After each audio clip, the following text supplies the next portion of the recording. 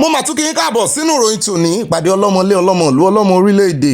ẹ wò ó kò sáàyè púpọ̀ láti fi waste ṣe rí fọ́nrán tá a fi bẹ̀rẹ̀ yìí fọ́nrán tó bani nínú jẹ́ gidi gan ni. ṣùgbọ́n bó ṣe wá bani nínú jẹ́ tó fọ́nrán tó tún jẹ́ ká ríran kedere ni tó jẹ́ ká mọ bó ṣe ń lọ kí wá sí ọ̀rọ̀ tí ẹ fẹ́ gbọ́ yìí ni ó bá yàn nú jẹ́ o tó ráwa ti mọ ibi tí ọ̀rọ̀ yìí máa já sí tẹ́lẹ̀ gbogbo akitiyan Sunday Igboho bàbá Akintoye àtàwọn ọmọ Yorùbá ògidì àti mọ ibi tọ́rọ̀ ń lọ lórí ọ̀rọ̀ Nàìjíríà àti mọ àjẹ́ndà àwọn àtìláwí ṣùgbọ́n tó bani nínú jẹ́ ń bẹ̀ ni wípé every time day by day lójoojúmọ́ níṣẹ́jú ìṣẹ́jú lọ́lọ́run fi àṣírí hàn àwa Yorùbá ṣùgbọ́n a kọ̀ láti gbé ìgbésẹ̀ wọ́n fi egbò sílẹ̀ wọ́n ń palàpalàpá ẹni tó yẹ kán mú lọ́tàá wọ́n mú lọ́rẹ̀ẹ́ Sunday Igboho tó jọmọ wọn tí ń ṣiṣẹ́ takuntakun gbogbo excuse náà wá tán fi mú lọ́tàá. ẹ má bínú wọn ó sì fọ́nrán ilé ẹ̀kẹ́ gbọ́ ní ìsìn mo fẹ́ kẹ́ bá ń fòye gbọ́ kẹ́ bá ń fi ọkàn kan gbọ́ don't be divided mo fẹ́ kẹ́ concentrate ẹ jọ bó ṣe bí iṣẹ́ náà lẹ́wà ìṣẹ́jú kan sí méjì wọn ò ní kẹ́ fi ń tẹ̀ ń ṣe lẹ̀ tí n bá ní orí ọ̀fẹ́ tí n bá ní wéè mi máa ní kí Sunday Igboho máa ní kàn fi ìran Yorùbá lẹ̀ kàn jẹ́ kàn dì pẹ̀lú wọn èmi ò sọ pé kàn fi Yorùbá nìsan lẹ̀ kàn máa retí ntọ́lọ́hún ó sì ṣùgbọ́n kàn fi ìran Yorùbá lẹ̀ kàn jẹ́ kàn jẹ palambaya. ẹ bá ń sí ohun fọ́nrán yìí òkè fún gbogbo àwa tá a jọ gbóyìnbó tí mo wà ń kàtígórì yín tó rántí sọ̀rọ̀ sí a à ń bọ̀ n ó ṣàtótónu ní Yorùbá ṣùgbọ́n ẹ jẹ́ káwọn eléèbó tán gbé ìbòjú àlọ́ ẹ jẹ́ kán kọ́kọ́ gbọ́ tiwọn síwájú. Through targeted special purpose vehicles such as LAFCINCO, Ecolog, the Lagos Bulk Trading Company and the produce of Lagos Fund, this program is building a replicable model that will enhance logistics, boost food production and secure the livelihoods of countless Nigerians, not just in Lagos, but across the Federation. And I want to mention here clearly that for us, in order to address insecurity, two things are basic. We must be able to control the movement of animals across the region. In doing that, it's important that we create ranches. Ranches will do a great deal in securing our country and will prevent the conflict between the farmer headers clashes. Again, secondly, we must learn to stop killing animals crossing into farms. In the past, what is done is you arrest the animal and compensations are made. And I think if we are able to address those two things, over 65% of the challenges we're having against farmers will be dealt with. So I think that's something we should think about and that's something we must be able to protect.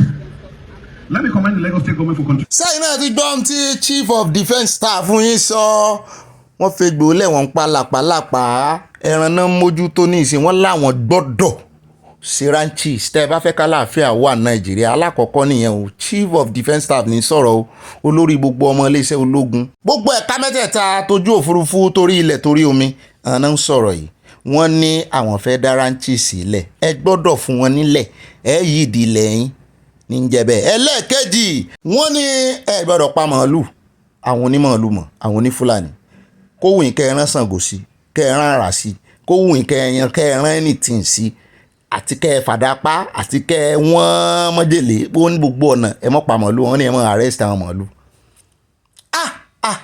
àsìkò rí tata ń bọ̀ rèé a sì sọ fáwọn bàbá yìí tó bá sì máa fún wọn ńlẹ̀ àwọn ọba ló máa pàpà fún wọn ńlẹ̀ àwọn ọba yín sì ti gbàbọ̀dè wọ́n á sọ̀rọ̀ ṣé Nàìjíríà ṣe é jà fún ṣé ìran Yorùbá yìí gan-an torí ẹ mọ̀ jẹ́ ń tàn yín o Sunday Igboho ló ń encourage irú èmi yìí o Ọlọ́run ọba Sunday Igboho ni mò ń rí tó ń encourage mi ṣùgbọ́n wọn ò ní discourage èèyàn kankan torí mi gan wọ́n encouragement kiri ni n ò sínú àwọn tí ó discourage yẹn jọ̀ọ́ wọ́n jẹ́ kán gba òmìnira lọ́wọ́ rẹ̀ mò ń tẹnu mọ́ ṣùgbọ́n wọ́n rí ikú fún Nàìjíríà o Nàìjíríà ò ṣe é kú fún o gbogbo Nàìjíríà kọ́ wá ni mò ń sọ o sórí ìran Yorùbá wọn ò tí ì ṣetán eléyìí ò tiẹ̀ wá ọjọ́ wo la fi fọ́nrán kan hanra wá ń bì tán ń wú ẹ̀gẹ́ ńlẹ̀ẹ́lẹ̀ kì í tún ṣe koríko kì í ṣe ẹ̀gẹ́ kì í ṣe ewé rẹ̀ kì í ṣe ewé àgbàdo náà jẹ́ o wọ́n ń wú ẹ̀gẹ́ fún àwọn màálù wọn wọ́n wá ní kẹ́ wá mọ́ fún wọn ńlẹ̀ ní ìsìn gan ìwọ̀n bá lẹ̀ tán nígbà táwọn ọba yín fún wọn nídà kọ́ńkọ́ tán jáde wá sọ pé àwọn ọba gbowó lọ́wọ́ àwọn ò lè filẹ̀ ẹlẹ́ ẹ bá rí tán fojú wọn rí ní Taraba àti ní Plateau ní ìsìn ní Benue wọ́n ní àwọn jọ nílẹ̀ ni ń tán sí fún yín nù ẹ mọye èèyàn tán pa ń yẹ wá ta ẹ mọye ìran Yorùbá yìí ò ṣe é jà forí ara rẹ mo sọ openly mo sọ publicly torí ọ̀rọ̀ CDS ẹ rí i pé ìran Yorùbá ò ní jáde ṣùgbọ́n tán bá wá jáde lọ́la o èmi náà ó jáde wọ́n kọ́ ọ̀rọ̀ mi jẹ. ìkà ọ̀dájú afẹ́ ajẹmọ́jẹ àyò ìkà ẹja dúró lórí ìkà ti kógojá ìkà làwọn bàbá yìí nílẹ̀ Yorùbá. ṣùgbọ́n kí sẹ́yìn nìkan lásọ ẹja ayọ̀ ti CDS náà fún wọn fi egbò lẹ̀ wọ́n ń pa làpálàpá ẹ wá wo àwọn ọmọ wọn o àwọn ọmọ iléeṣẹ́ ológun rèé o tọ́nìkan mọ́ fún ní 60,000 owó oúnjẹ allowance èèyàn 9 ló wà níbí o oúnjẹ tẹ́ ń wò yìí oúnjẹ èèyàn 9 fóṣù kan ni o ẹ bá ń times 60,000 times 9 èèyàn 9 kí ló dé tán kówó wọn lé wọn lọ́wọ́ tán bá wọn ra oúnjẹ ọgbọ́n àti cheat wọn ká fẹ́ràn sẹ́nu ká wà tì ṣé oúnjẹ ilé 60 times 9 ó fẹ́ wọ 600,000 bíi 540 nù ṣé gbogbo oúnjẹ tẹ́yìn ń wò yìí sótó 540,000 naira wọ́n tọ́jú àwọn ọ́fíìsà wọn o wọ́n ranjú mọ́ màálù wọ́n ranjú mọ́ pé ẹ mọ́ arrest mọ́ ẹ mọ́ pa màálù ẹ mọ́ arrest wọn. Si granot this redo you where they two disin two one what they call them 1 liter now they call them see 4 pieces of yam for 1 month for 9 people for location. See onions. What is see for 1 month. See for 1 month. 1 bag of some. See now onions. See onions for 1 month. 1 whole month for 60,000 for 1 month. 1 bag of some. See now onions. See onions for 1 month. 1 whole month for 60,000. See my bag of rice. See they carry this one. Say more to use and they drink water. More die with water. See pot. Yeah, only pot. And this one and bucket. Now I say more use and they ourselves.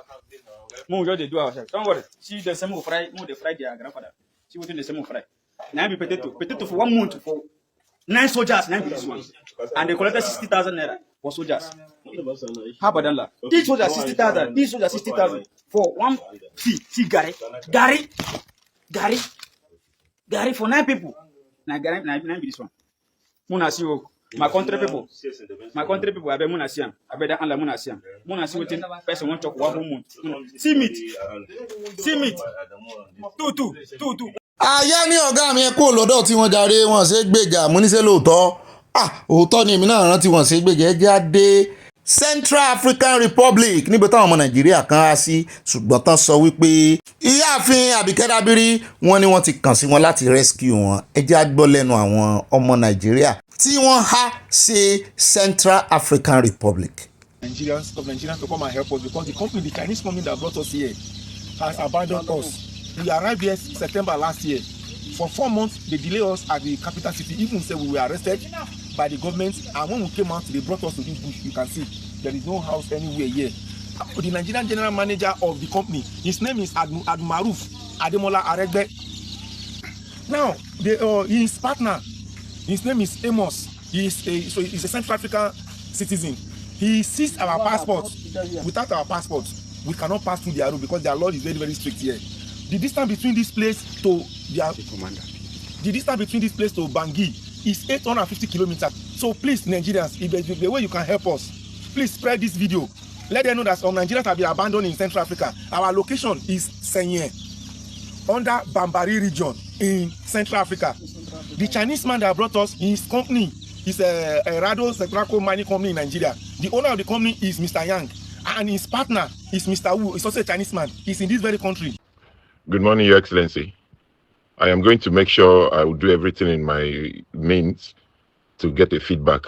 Like they said, if it is 8 hours to Bangui, if we get in contact with the officer now. lọ́rọ̀ kan àyà àwọn sáà ti bẹ́ ṣiṣẹ́ ó bẹ́ sí àti dóòlà ẹ̀mí àwọn arákùnrin. Ṣùgbọ́n nǹkan kan tó tún wá yani lẹ́nu ni wípé àwọn ọmọ Ìgbò bá tún gbà á látàárọ̀ báyìí lórí ẹ̀rọ ayélujára X, wọ́n nítorí pé wọ́n jọmọ Yorùbá, wọ́n ní Àbíkẹ́ Dábírí ti sáré ó ti bẹ́ síṣẹ́. Wọ́n á wò pé nínú fọ́nrán tí mo wò wọ́n ti ẹ̀ dárúkọ wọn, bó la ṣe mọ̀ pé Yorùbá ni wọ́n.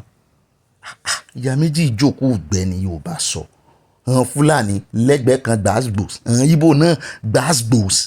Kí ló dé?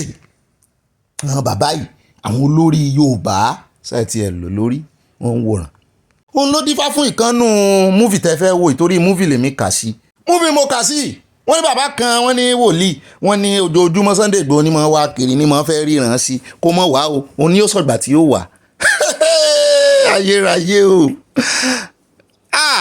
Ọlọ́run ó kù sùúrù lọ́rùn o. Ọlọ́run kù sùúrù gan ni o, torí tí ìránṣẹ́ Ọlọ́run ìṣe wòlíì ìsàáfà torí pé ó ti ní ẹ̀bùn ìran tó ń bọ́ lọ́hún sọ̀rọ̀ tó ti wá rò pé n tó ń bá ti sọ òun ti di Ọlọ́run, òun ti àzúùmù ipò Ọlọ́run. Ó léwu gan fúnra ẹni bẹ́ẹ̀ o, ó léwu o. Ọ̀pọ̀lọpọ̀ wọn ìsì mọ̀ ignorance, àwọn náà máa ń sọ fún yín pé ẹ mọ́ sí ìgbéraga, ṣùgbọ́n àwọn gan-an wọ́n ti gorí àga ìgbéraga. Ẹ jẹ́ á gbọ́ ohun tí wọ́n ní bàbá ìfiránṣẹ́. Ṣùgbọ́n wọ́n ní wọ́n ní channel kan lórí YouTube àbí nǹkan kan, wọ́n láwọn ni wọ́n lè gbé ọ̀rọ̀ bá tán sọ pé wọ́n lè ṣòfófó pé àwọn mọ̀ tí kófìrí Sunday Igboho, àwọn rí wọ́n ló lọ sọ́dọ̀ ọba kan ó ṣe kinní kan. Mo ní ó dà. Ẹ jẹ́rìí bàbá Èkìtì ti ń dá lóhùn lọ. Àpò òdìdí àsìkò yìí fídíò kan ni a rí níta ní ọ̀sán òní níbi tí olóyè Sunday Adéyẹmọ ẹni wo yọmọ sí Ìgbòho ṣá ó ti wọ ìlú Ọ̀yọ́ tó lọ kí Aláàfin tuntun ọba Ọ̀wádé. nínú fídíò tí ẹ ń ṣe pẹ̀lú orúkọ kẹkẹ pé Ìgbòho tó ẹni tí ó lè wọ Nàìjíríà lásìkò yìí eléyìí kọ́sà kiri ẹni sọ sí. bó o sọ fún mi tó mo sọ pé Yorùbá nation sọ wọn pé kájú ló wọn mú.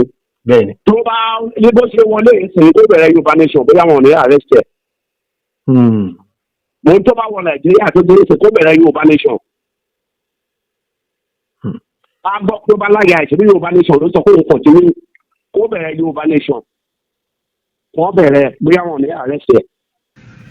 wá gẹ́gẹ́ bí evangelist Ọlá Ọ̀dẹ́nìyí tí ọ̀rọ̀ Ọlọ́run ọ̀rọ̀ Bíbélì yé díẹ̀ tó dá àwọn wòlíì mọ̀ àtàwọn wòlíì oníjẹkújẹ àtàwọn wòlíì ẹlẹ́bi àtàwọn wòlíì tó jẹ́ pé tara wọn náà mọ̀ tí wọ́n rántí ọjọ́ ọ̀la àtàwọn kàríkàṣọ́ tó jẹ́ pé wọn àìníṣẹ́ bí ìlú ṣe dà ló sọ wọ́n di wòlíì. ẹ̀já wa bí wọ́n léèrè ta ló tàmì òróró lé wọn lórí, ta ló pè wọ́n gẹ́gẹ́ bí ikọ̀ àtìríjú Olódùmarè. kò dẹ̀ sí ẹni tó ń wà láyé tí ń pera rẹ̀ ní wòlíì tí ì ní mentor. Who is their mentor? ta ni àwọn wòlíì èké tí ò fẹ́ ọjọ́ ọ̀la tó dára fún ìran wọn tó jẹ́ pé ìdá mẹ́wàá àtọrẹ èmi ò gbọ́ rí o, mi ò gbọ́ rí. wọ́n máa fẹ́ jẹ́ olóògùn oníṣègùn kan kúkú jẹ́ oníṣègùn, wọ́n máa fẹ́ jẹ́ pásítọ̀ kan jẹ́ pásítọ̀, wọ́n máa fẹ́ jẹ́ àfà kan jẹ́ àfà, wọ́n máa fẹ́ jẹ́ adáhunṣe kan jẹ́ adáhunṣe. èwo ni dàrúdàpọ̀ tó ń darúlú pọ̀ mọ́ ṣàpà tí wọ́n pera wọn ní ìránṣẹ́ Ọlọ́run. ẹ bá mi bí léèrè níbo ló wà nígbà tọ́lọ́run pè é, torí mi ò wò ó lọ síwájú mo wò ó lọ sẹ́yìn, mi ò rí àmúyẹ ìránṣẹ́ Ọlọ́run kankan lára mi máa yẹn, mi ò rí àmúyẹ ìránṣẹ́ Ọlọ́run kankan. Bíbélì wípé ègbé ni fún wòlíì tó sọ àsọtẹ́lẹ̀ tí ò wá sí ìmúṣẹ. ìwé Jeremáyà tẹ̀ sọ wípé ó ní irú wòlíì bẹ́ẹ̀ ó yẹ kán sọ òkúta pa ni. kí ẹni tó bá sọ àsọtẹ́lẹ̀ tí ò rí bẹ́ẹ̀ ó yẹ kán sọ lókúta pa ni. ọlágùn oróyè àbí ṣé kìí ṣe pé wọ́n máa sọ òkúta pa gbẹ̀yìn ni. pẹ̀lú bàlàbàlà rédèrèdè tó ń sọ yìí ó ti sọ̀kan rí nígbà kan a dẹ̀ dá ẹ lóhùn. irú ìran ta ló ń fi ìran wò ẹ́? ṣé kìí ṣe pé máì wà lára àwọn tó ń lọ tìró mọ́ ìpín ojú ajá tó fi ń lé tìró sójú tí wọ́n ń rí ìríkùrí tí wọ́n rò pé Ọlọ́run ló ń bá wọn sọ̀rọ̀. ó dáhùn tẹ́ bá fẹ́ gbọ́ full fashion rẹ̀ nítorí ìròyìn àfẹ́pẹ́ rárá ogun ẹ lọ sí orí ìkànnì bàbá Èkìtì ìsórí Facebook ìsórí YouTube ẹ rè gbọ́ kúlẹ̀kúlẹ̀ rẹ̀ àfẹ́pẹ́ rárá ṣùgbọ́n ọmọ ọkọ ní bàbá Èkìtì wọ́n ti bá wa dá lóhùn so kò sí nǹkan kan tá a tún fẹ́ sọ mọ́ ká mọ̀ wulẹ̀ waste time ara wa kò sáàyè àyè wà dà ṣùgbọ́n nínú fídíò tán ṣe yìí inú tèmi dùn o mò ń gbọ́ kùkúrú kú bádìyẹ ṣe ń dún ó pẹ́ mo ti gbọ́rú ẹ. ẹjá tẹ̀ wájú ẹjá dọ́dọ̀ very dark man. These people you are seeing here, as you can see, look at the water that they drink. They don't just drink it, they use it to cook, and this is what they use for their everyday life. This same water, animals drink from it. So as you can see, you see cows. In this video, you see cows drinking from the same place. But that's by the way. So we are about to transform this whole thing to a borehole. Now, it wasn't really easy to do this particular project because this place is called Dibili in Karaga district in Tamale in Ghana. It is actually in the middle of nowhere. ó náà lẹ ti gbọ́ yẹn akànfẹ́ gbé kùndùsì fún Ọ̀gbẹ́ni ní nítorí pé iṣẹ́ rẹ̀ ti ń tàn káyé àrànkáyé lòrùn ràn kó fi mọ́ ní Nàìjíríà nìkan àní gbogbo Ghana ló tún gbà lọ ẹnì kí ló ń wá kiri iṣẹ́ charity ẹ̀ náà ni nítorí wípé kì í ṣe Nàìjíríà nìkan náà ti fẹ́ràn rẹ̀ ó ti ń lọ káàkiri àgbáyé ẹ wá wo ohun tí Áfíríkà tí wọn ò ní àǹkórí fún tó ń fìyà jara wọn wọ́n sì ń gbowó lọ́wọ́ àwọn ìlú òkèèrè ìlú ńláńlá wọ́n ń gbowó lọ́wọ́ UK mi ò tiẹ̀ mọ̀ pé UK náà ní UK aid èmi rò pé USA nìkan ló ní USAID UK AID náà wọ́n ní àwọn ò tí ì dáwọ́ tàwọn dúró ṣùgbọ́n àwọn ti fọwọ́ aago sẹ́yìn wọ́n ní bọ́n bá ń fún àwọn èèyàn ní 10 naira tẹ́lẹ̀ wọ́n láwọn ò ní fún wọn ju bíi 4 naira lọ mọ́ pàápàá jùlọ wọ́n ní àwọn irú agbègbè báyìí láfíríkà mo wá ń wò wípé ṣé Ghana ò gbanú ẹ̀ rí ni Commonwealth náà ní Ghana gbanú ẹ̀ rí kí ló wáá dé táwọn èèyàn sì mú orú omi aya ní kí n sọ́ra mi kí n mọ́ sọ̀rọ̀ jù torí àìmọye irú ẹ̀ ló pọ̀ Nàìjíríà kí ló ti mò ń bú Ghana mo ní mi ò bú Ghana ó dà very dark man kù sẹ́ o ó dá ẹgbẹ́ abọ́sọ́dọ̀ bọ̀dà Fáyọ̀sí Isaac ó ti wá ń lérí lẹ́kàn báyìí o nínú fídíò yìí ó lóun ó fàájà fún kòǹgílátọ̀ tí ìjọba láwọn gbé iṣẹ́ ICC International Conference Center fún tán fi ná 39 billion tí Wike fi ní ẹnu ọ̀rọ̀ tó ní gbójúgbóyà láti wá mọ́ sọ́ńtà ó ní kí ìjọba kan wà transparent enough kan gbé kí kòǹgílátọ̀ yẹn kan forúkọ ẹ̀ síta kó wá sọ iye owó tó ná àti bó ṣe ná. It's about the contractor that took 37 billion to renovate ICC, now President Bola Ahmed Tinubu's center. Contractor, I really have questions for you, which I need answers to.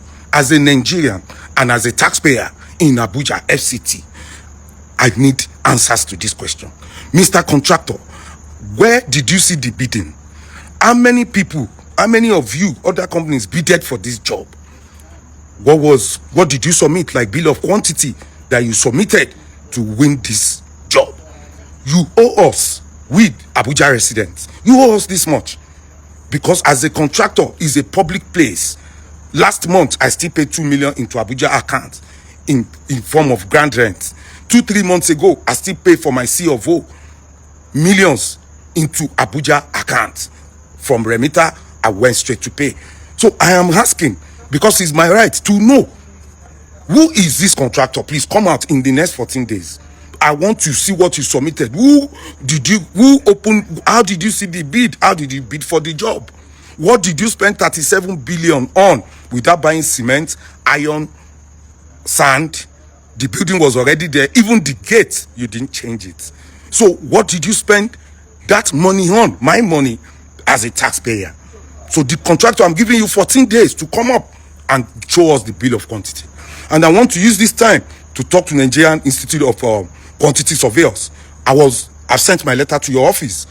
I want you guys to go to ICC, now Bola Ahmed Tinubu Center, to go and do your own on-the-spot assessment of what is done. That's part of your contribution to the society. To the society, we are not doing anything out of ordinary. We are asking questions based on what we see, what we hear.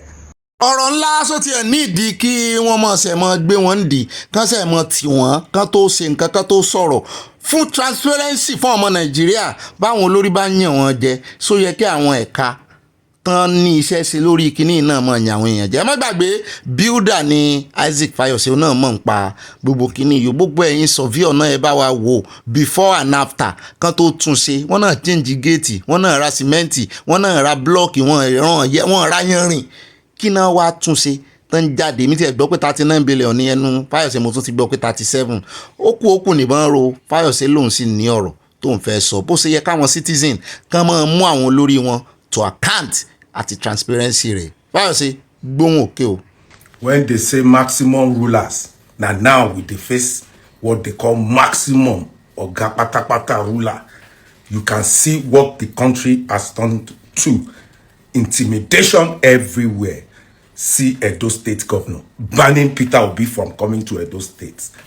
Why didn't you Edo people get a lesson teacher for this man, Mr. Monday, Governor Monday, so they can get some and they can start with the constitution. There is nothing wrong with adult education. After all, they not just talk to a lawyer. A lawyer, he went to school to do more. There's nothing. Governor, you can take a course while you are the governor part-time, so you can know that the constitution that is binding you and us does not ban any of us from moving that. Look at what is happening to Natasha. Out of 109, 105 male, 4 female, and they've suspended 1 out of 4 in a nation. President of this country, Nigeria police will be proud that they are police and law enforcement officers. But now, you are just tools in the hands of politicians. Your salaries, your uniform, now una dey so. Una charge sheet. Even for police station, generation fuel, they don't get money to buy. Motor, no get petrol, na old vehicles. But yet, politicians are using and misusing you. Look at what the Senate president is doing. An illegal suspension of a woman. Out of 109 senators, only 4 women. Before he sent that petition to the committee, Akpabio was on hot mic. He said, send her on suspension. Let the sergeant at arms take her out. He unilaterally suspended Natasha before that committee, headed by Senator Bernard Maswell. Now they said courts don't give order. He don't go appeal. The appeal was not done by the Senate. It was done by Akpabio. It was not done by the Senate. Ajia, please go ahead. I'm not going ahead. You are saying order. Her hand is on this thing, waiting for order to give. Is it? They will give her order to go tear gas off. 2018, police went to rescue kidnapper in Taraba. Military officers attack convoy, kill 3 officers and civilians, and then the kidnapper escaped. That is the country that we live in. Law enforcement officers killed by military and kidnapper managed to escape. Nigeria is not a real place. This injustice will not be sustained. Cannot sustain. And my generation will fix this country. My country. Under our watch, Nigeria will be my country. Former governor, former senator, leader, former commissioner, former NDDC minister. You are not okay. Only woman. Only woman. You know the shame. You know the shame. Only woman. You're not a woman. Akpabio. About you know the shame. It is only woman. Woman you're fighting for. ó dá àwọn oníbàyẹ̀ jáde Uganda àṣẹ bó ṣe ń sọmọ eku ní sọmọ ẹyẹ deputy kìíní wọn tá a fi hàn yín lọ́jọ́ sí deputy prime minister àwọn rèé o kẹ́ ẹ mọ̀ wo ibi táyé aláwọ̀ dúdú tó ra bá tú ẹ bá sú ẹ bẹ́ẹ̀ lu ẹ tó bẹ́ẹ̀ sú ẹ dé.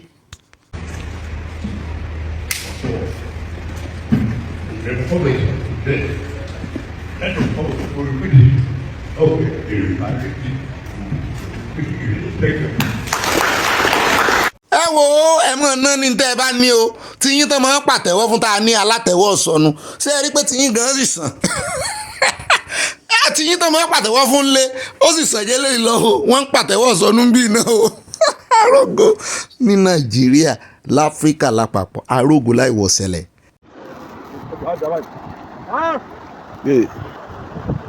Ṣakí Ìgbòho la wà báyìí o odògùn ti parí pápátá o kò sí ọ̀nà láti Ṣakí Ìgbòho mọ́ o kò sí ọ̀nà láti Ọ̀gbọ̀rọ̀ sí Ìgbòho mọ́ rárá o omi ti gba gbogbo ọ̀nà o.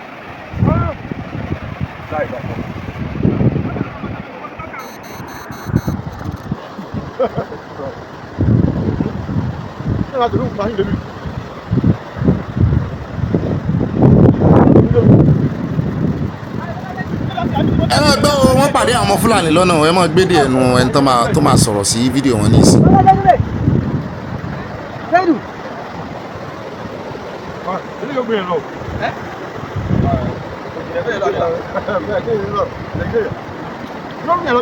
báyìí a wà níbi kò jẹ́ bí a wà níbi ojú ọ̀nà Odògùn níbi Odògùn la wà báyìí o ó ti já pápátá ní kò sọ́nà tí kò lè gbà kọjá o ìyẹn tó bá wà ní Ṣakí kódà ìbá ti ara ẹ̀ gbàgbó ní o kò sọ́nà rárá ni o.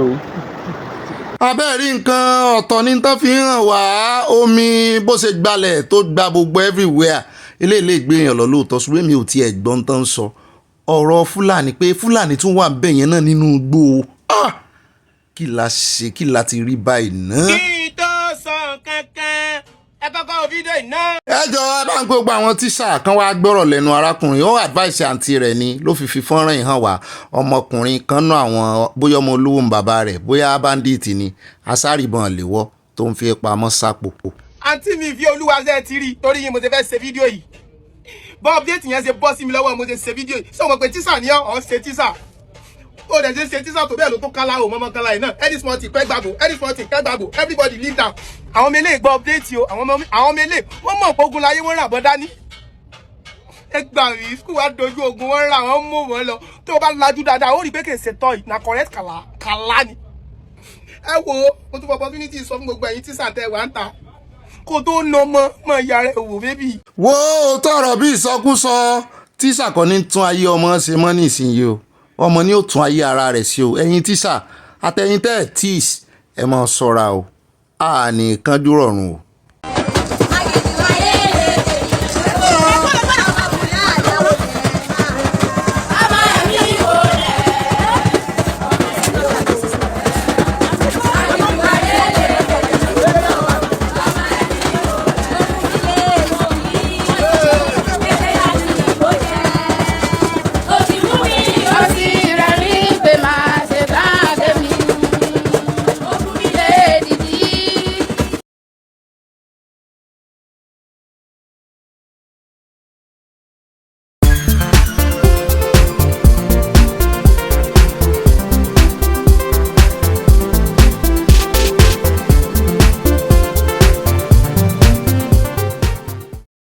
Ògbìgbò gbọ́mọ mi kò mí o ìgbò ẹlẹ́yẹ ìgbò. Ògbìgbò gbọ́mọ mi kò mí o ìgbò ẹlẹ́yẹ ìgbò. Aládé orí igi ẹlẹ́yẹ ìgbò. Aládé orí igi ẹlẹ́yẹ ìgbò. Ògbìgbò gbọ́mọ mi kò mí o ìgbò ẹlẹ́yẹ ìgbò. Ògbìgbò bá gbọ́mọ mi kò mí o ìgbò ẹlẹ́yẹ ìgbò. Ó yá. Oya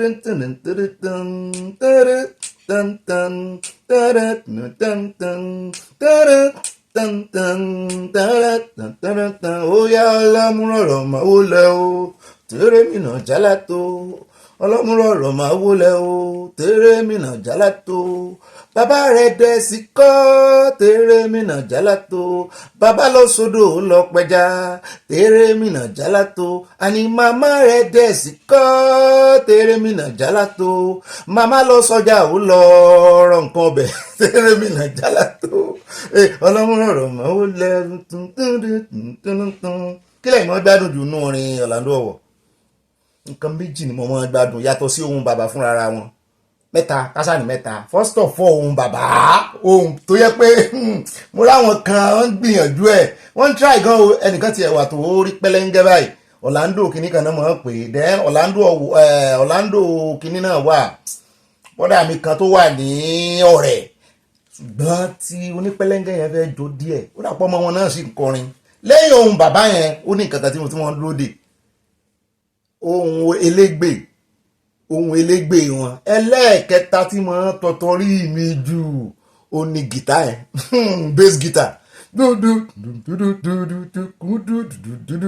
ó gbó bass guitar wọn ni mo fẹ́ mọ̀ ó dáwọ́ orin bàbá Orlando Owo àwọn kan máa ń pè wọ́n ní Orlando Owo ọmọ Ọ̀wọ̀ ni mọ̀mọ́ wọn ṣùgbọ́n bàbá wọn ní wọn ìsọmọ Ọ̀wọ̀ ṣùgbọ́n ọmọ Oǹdó náà ni wọ́n ó ní mo fi kí yín káàbọ̀ sínú ìpàdé ọlọ́mọlé ọlọ́mọlú ọlọ́mọ orílẹ̀-èdè tòní níbi tọmọdé ti mọ ọwẹ́ta tí ń bá gbà jẹun orí wọn pọ̀ gan o abáni amẹnulé àwọn eléyìí tí mo ti ẹ̀ mọ̀ dáadáa ẹ rò pé àwa ṣe sóò fún yín lónìí ni ṣùgbọ́n ẹ jẹ́ àfihàn bẹ́ẹ̀ ẹ jẹ́ àfihàn bẹ́ẹ̀ ní Awolúfimọ́ lẹ́nìí ọjọ́ 24 nínú oṣù keje ọdún 2025 kẹ́rẹ́kẹ́rẹ́ oṣù keje tí ń bá tiẹ̀ lọ́nu o àṣàdùpẹ́ lọ́wọ́ Ọlọ́run pé ẹ̀mí wọ̀ bá lọ adáwọ̀ ọpẹ́ ìyìn ògo padà sọ́dọ̀ Ọlọ́run mo mọ rírẹ̀ èèyàn mi náà o mo gbé fún yín gbogbo kùndùsì pátápátá mo dúpẹ́ lọ́wọ́ yín fáyì tẹ́ ń wá o tẹ́ ń jẹ́ kí Ọlọ́run lò yín lórí ètò ìta fi ń gbéra wa débẹ̀ torí bẹ́ẹ̀ yìí ò bá séèyàn téèyàn kàn tó àtúdànù àròdànù kò ní wá encourage ẹ̀yin lẹ̀ encourage mi Ọlọ́run ló encourage gbogbo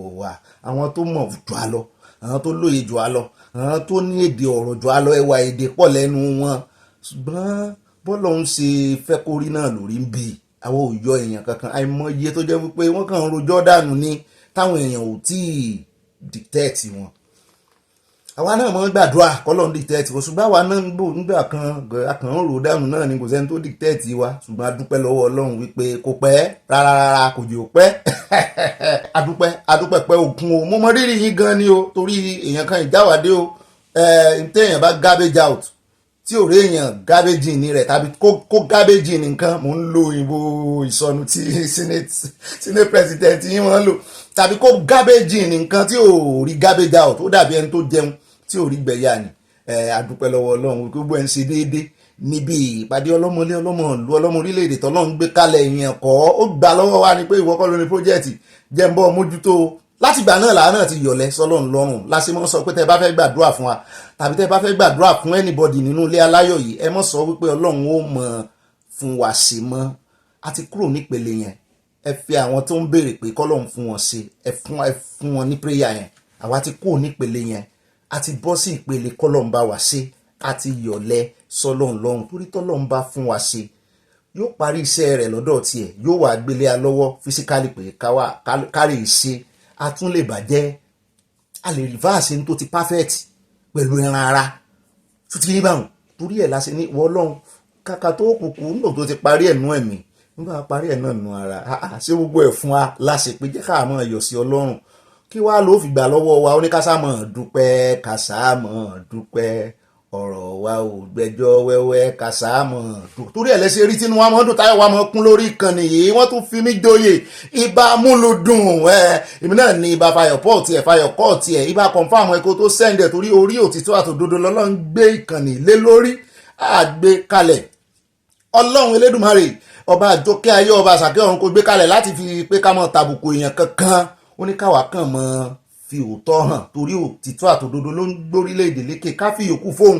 òun ló ní ọkàn ọba òun ló mọ bóun ó ṣe ṣe òun ló ń rínú tóun róde arínú róde olùmọ̀ràn ọkàn oníkàásá ti rí pé ọwọ́ wa funfun nẹ̀nẹ̀ ká sì ní àyà mímọ́ sí òun ó lóun ó gbàṣẹ ṣe ó sì ń gbà ṣe àdúpẹ́ lọ́wọ́ Ọlọ́run o nítorí ẹ̀ nínú ìdílé aláyọ̀ ìmọ̀kín káwọ̀ lẹ́ẹ̀kan sí ibà àròyìn náà ní ibà rìn gẹ́nìgẹ́nì tí kú mi àti kú yọ àwàdà tó máa jẹyọ ìrí àṣì ẹ̀lẹ́ plan ẹ̀lẹ́ ó kàn máa jẹyọ náà ní gbogbo ń tá a bá sọ abẹ́ẹ̀rí adùn ṣe bí ń tọ́lọ́hún tó lọ́wọ́ sí àwa máa ń ṣàbòsí o àwọn gúrùpù mi ti mọ̀ gbogbo wa kọ́lá máa ń ṣàbòsí bí oṣù bá mo ní gúrùpù kan ìyá mi yẹmí gé wa ń bẹ ìyá mi ta tún ní náà àná wọn ta sí mi asápọ̀ bá ń ná ìyá mi mo ti lọ́la kọ́ ọmọ láfẹ́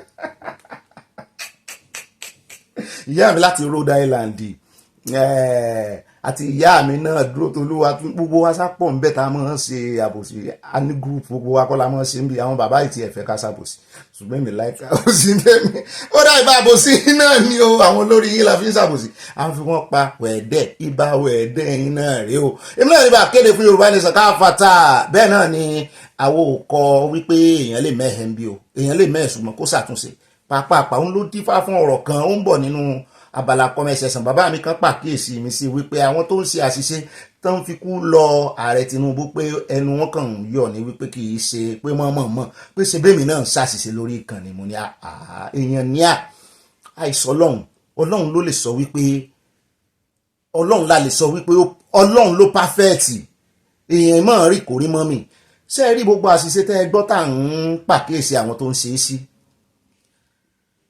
àwa ò fi wọ́n ṣe yẹ̀yẹ́ o pé wọ́n ṣàṣìṣe o ṣùgbọ́n à ń pàkíyèsí olódó dẹ́ẹ́sí ni pé ó ti di mẹ́ta o tóun firstborn wọn tó mọ̀ pé ara rẹ̀ firstborn bàbá òun ló kọ́kọ́ sọ pé bàbá ti kú àwa náà sì sọ àní ẹnu rẹ̀ yọ̀ ń bẹ̀ ni àwa náà ẹnu wa mọ̀ ń yọ̀ ń gbà tá a fẹ́ pé Buhari tá a mọ̀ pé bóyá Jonathan tàbí ká mọ̀ pé Tinubu ẹlẹ́ẹ̀kẹ́ bá àwa tá a ti ẹ̀ ń rojọ́ yìí ni wọn kó sí alẹ́ nu gómìnà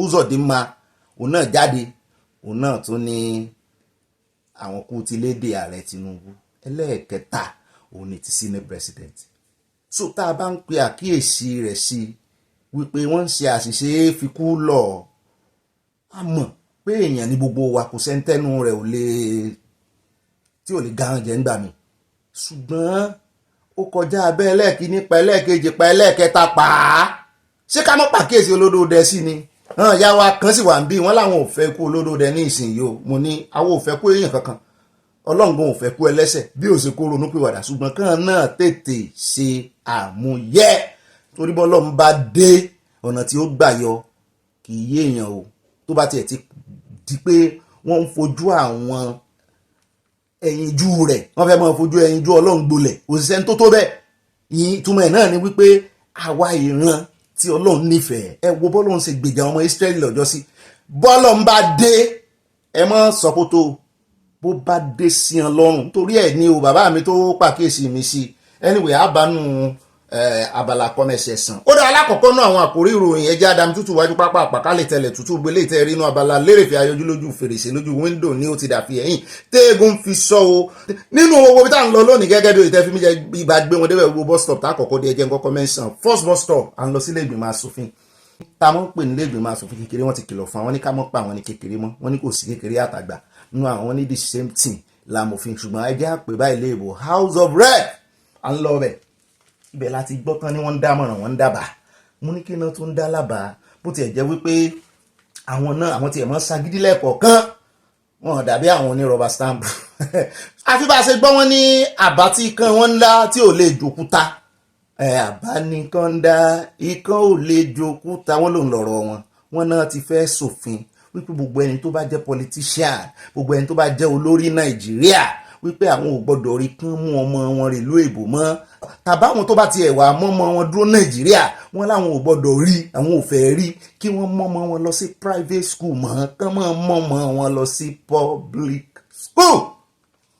wá wò pé wá wo òwe Yorùbá yìí dáadáa tó ní àbánikàndá ikán kan ò lè jòkúta pé wọ́n kàn ń dábàá ni ẹgbọ́ só ṣe é ṣe bẹ́ẹ̀ àti pé bọ́n bá ṣe àwọn ọmọ mẹ̀kúnnù tán ti ẹ̀ ń rí school public school lọ díẹ̀díẹ̀ sí àwọn ọmọ kìíní yóò nílé wọn ní wọn nílé wọn ní yóò jẹ́ kán lè mójútó ọ̀rọ̀ public ni pé ààrẹ náà ló buwọ́ lu the local content the Nigerian first wọ́n láwọn ò fẹ́ wọ́n lówó tán ná research àbájáde research tán gbé jáde pé owó tí Buhari ná bó ti pọ̀ jù fún ètò ìlera nílùú òyìnbó wọ́n ní so àwọn ò ní kọ etí ikún àwọn ò ní ṣe bí ipá àwọn ò gbọ́ à ń bọ̀ ń bẹ́ẹ̀ á fún yín níròyìn lẹ́kùnrẹ́rẹ́ lórí ibẹ̀ bàbá kó ń bẹ́ẹ̀ náà ní pẹ́ lórí ìròyìn tó ní o bàbá kó ń bẹ́ẹ̀ á sáré dé stúdíò níbi tá a ti gbọ́ tán sọ wípé arákùnrin kan tó ń jẹ́ bàbá Ahmed ọ̀kan lára àwọn agbẹnusọ wọn nílẹ̀ Haúsá ni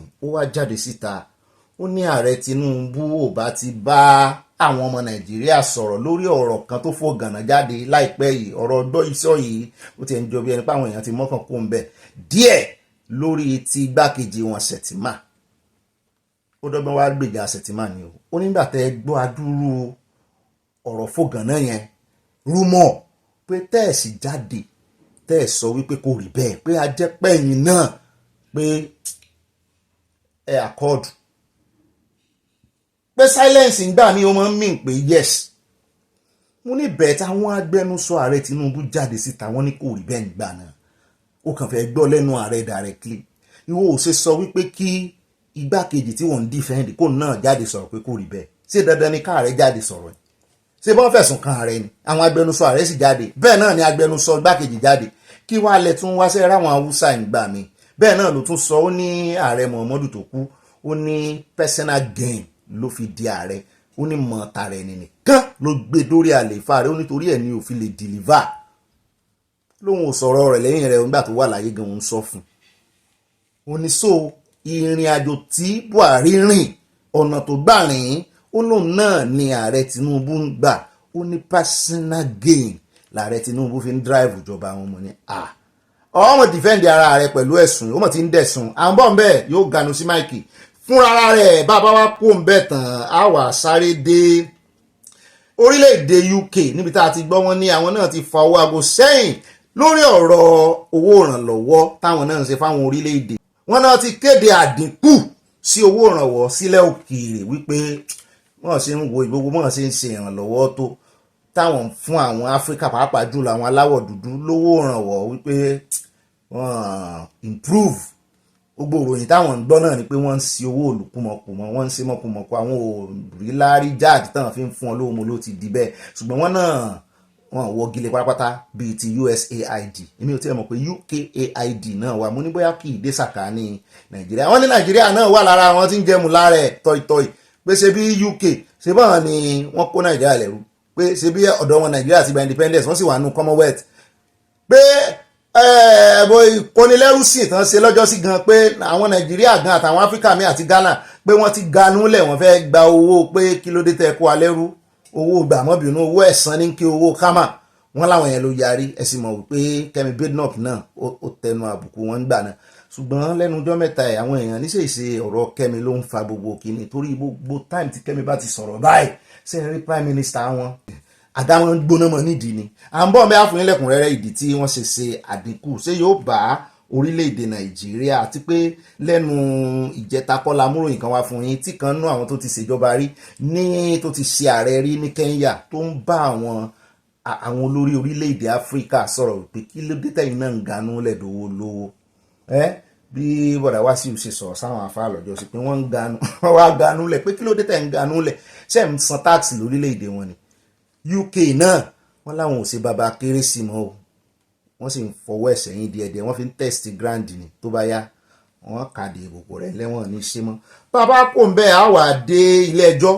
níbi tí a ti gbọ́ wípé ẹjọ́ kan tí wọ́n gbé lòdì sí ọba Òtúndẹ̀kọ̀ ṣe ti rántí bàbá yẹn ara àwọn mélòníà bíi bílíọ̀níà là á pè wọ́n ni tí wọ́n fẹ̀sùn kàn wípé 12.3 billion kan pé wọ́n kó jáde nínú àpò First Bank ìgbà yẹn wọ́n jẹ́ olórí First Bank ìgbà náà pé bó lówó ṣe rìn tán ni wọ́n lò lé iṣẹ́ kan láti fi yá wọ́n ṣàfẹ̀sùn kàn wọ́n lóríṣiríṣi wọ́n ń gbáwájú gbẹ̀yìn láti 2014 náà ti ń bára wọn fà bọ̀ àmọ́ gbọ́ pé wọ́n ti dẹjọ́ nù wọ́n ti wọ́gi lé ẹjọ́ kí ló fà á kí ló ṣẹlẹ̀ ẹ sì mọ̀ wípé EFCC ló gbẹ́jọ́ lòdì sí wọn nítorí First Bank lórí ìfẹjọ́ wọn sùn wípé fraud alert bí ṣe ń dún pan pẹ̀lú aláàmù náà nù fraud alert tó ń tẹ rẹ́ẹ̀dì ṣùgbọ́n báyìí wọ́n ló ti tan yẹ́lò ó ti wá sleep ó ti tan green kí ló wá fà bó ló ṣe jẹ́ táwọn ọmọ Nàìjíríà ń retí wípé gbogbo ẹni tó bá ti kówó sápò tó ṣe fraud ẹ fi sẹ́wọ̀n ni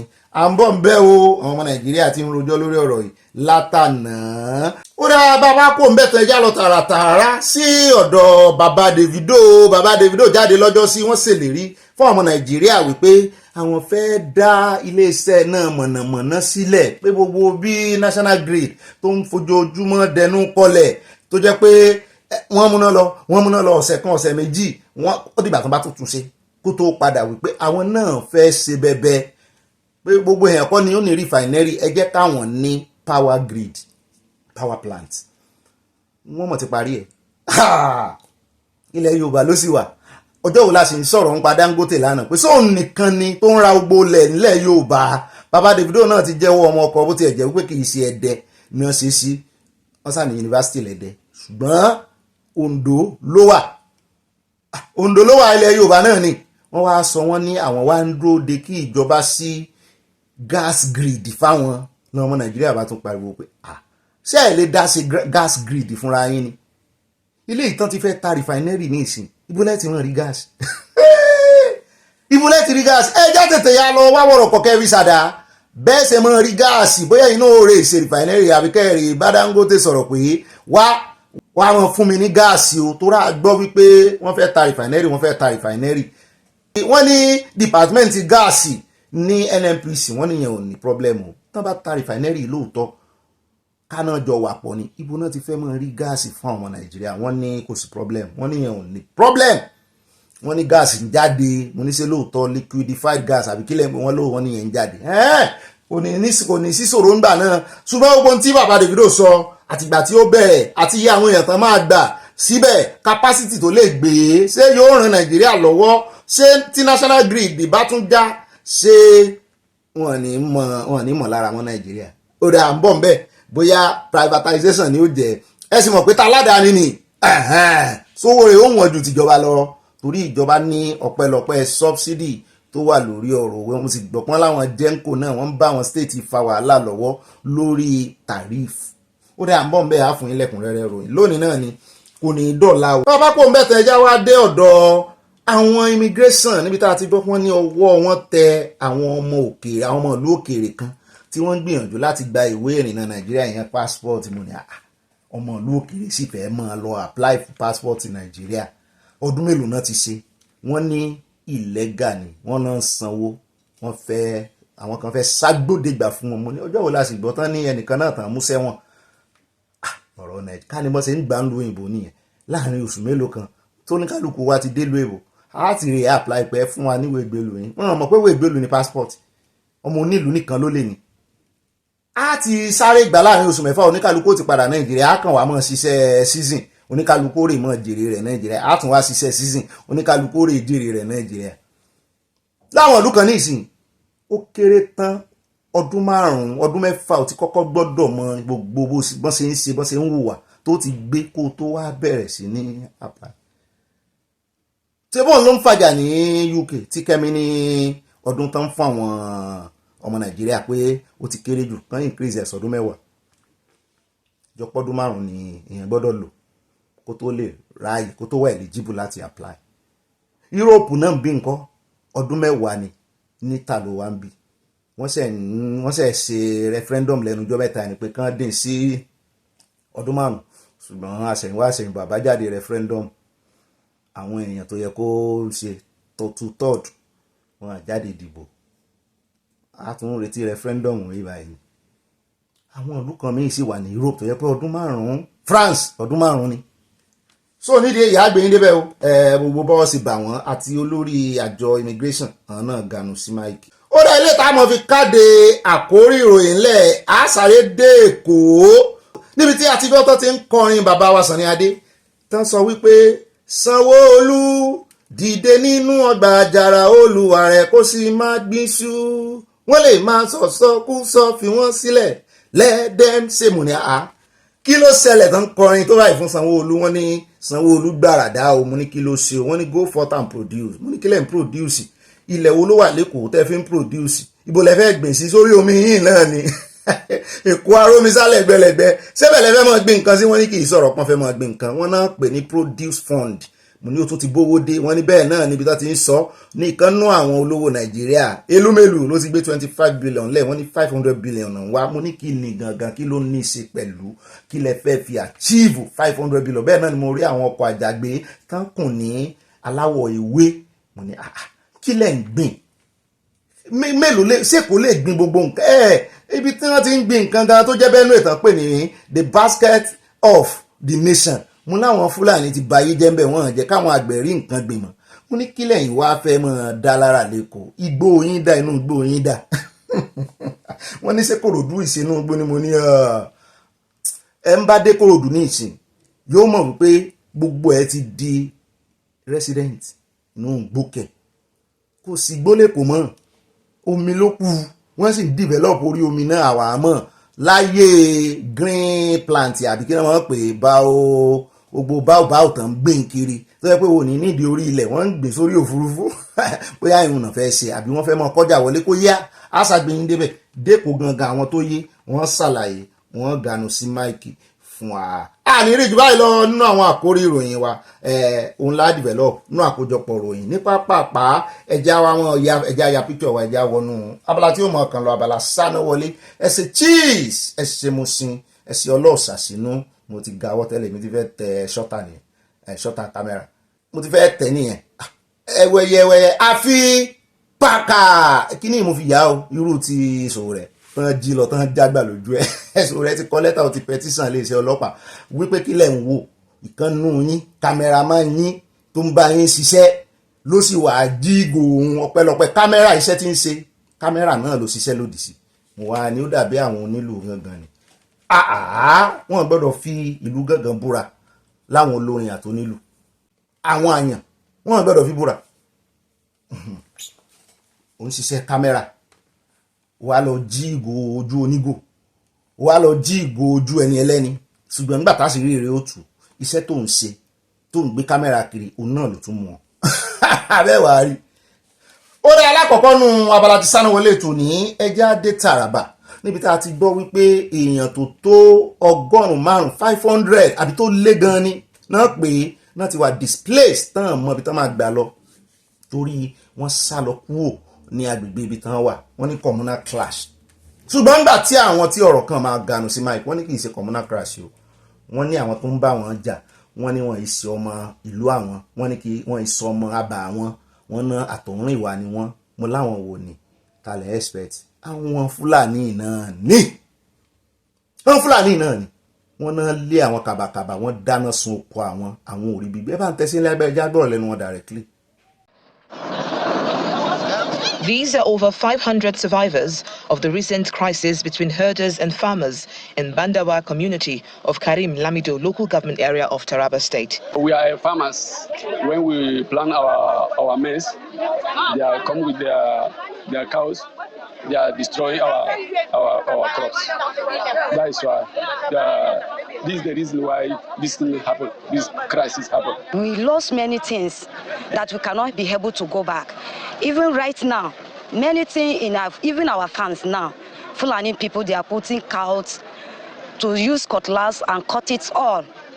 So nothing there our village now. Even my son, I lost my son. It's only God that help us. We cross to law. Of the state government to provide relief materials to victims of Bandawa, communal clashes with herdsmen.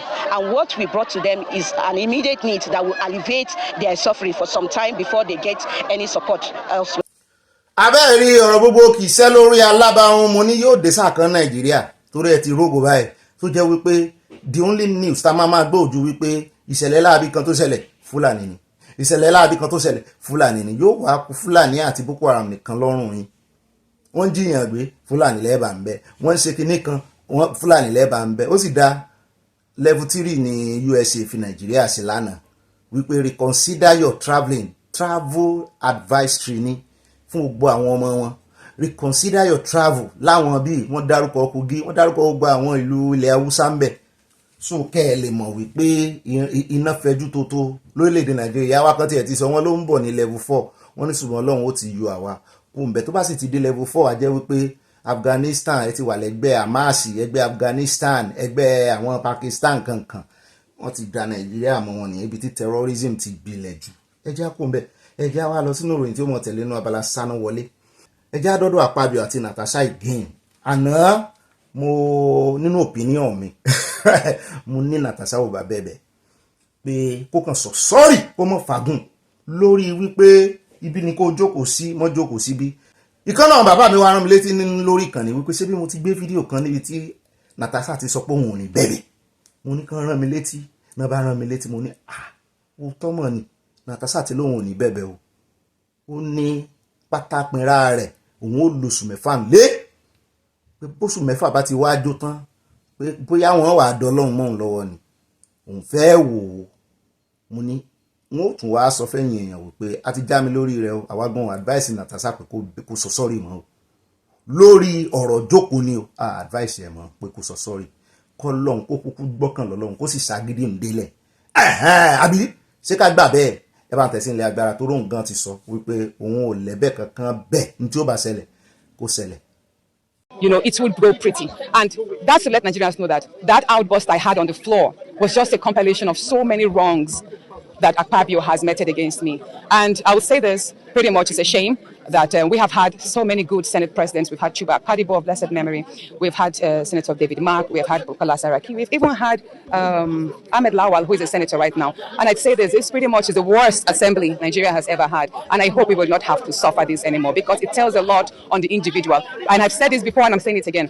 The Senate President, Gospel Akpabio, runs the Nigerian Senate as if it's the third-term governor of Akwa Ibom. Many senators are afraid. You've all seen what happened. You are not allowed to speak. When you try to speak or air your views on certain issues that are critical, you get shut down if it does not conform with what he wants.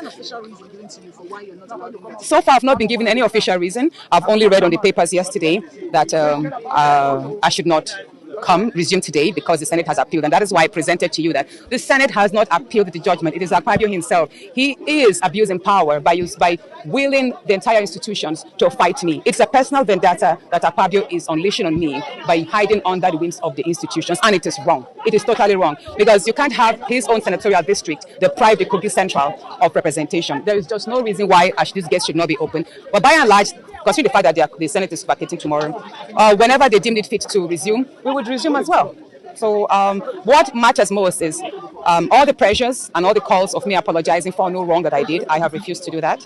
So if it means staying the entire 6 months for an unjust suspension, which I'm saying, repeating again, has been quashed by the courts, so be it. I have pretty much been busy with my constituents on the brighter side. You've all seen, we've been carrying out a lot of projects in the past few months. And that is true to my nature because I am a technocrat. I'm a lawyer. I'm an oil and gas expert. My formative year in my career were in the oil and gas industry. ó náà láti bá yẹn o níbi tó ti lérí lẹ́ka wípé òun ò ní bẹ̀bẹ̀ òun ó dúró nílé òun ó dúró de 6 months kan wá ṣe worst wọn bẹ́ẹ̀ náà ló ní iṣẹ́ ń lọ ní constituency òun kò sì dúró kò parọ́ lóòótọ́ èmi ò tí ì rí irú asòfin eléyìí rí o àwọn tí wọ́n suspend gan àárí sí ọwọ́ wọn àárí láríjà wọn ẹjẹ́ sáré dé constituency ẹ̀ ká wo adúrú iṣẹ́ ribiribi tí ń ṣe ibi tó ti rówó ṣe èmi ò mọ̀ o kéèyàn sì máa náwó lápò rẹ̀ láì ṣe pé wọ́n ń sanwó rẹ̀ wọ́n ti stop owó rẹ̀ o wọ́n ti stop owó constituency ẹ̀ o ara tí ilé ẹjọ́ sọ nìyẹn wípé ká wọ́n fìyà jẹ àwọn ará constituency ẹ̀ o ṣùgbọ́n gangan ò gbà kí yà jẹ. Residents of Kogi Central Senatorial District are here for various trainings sponsored by Senator Natasha.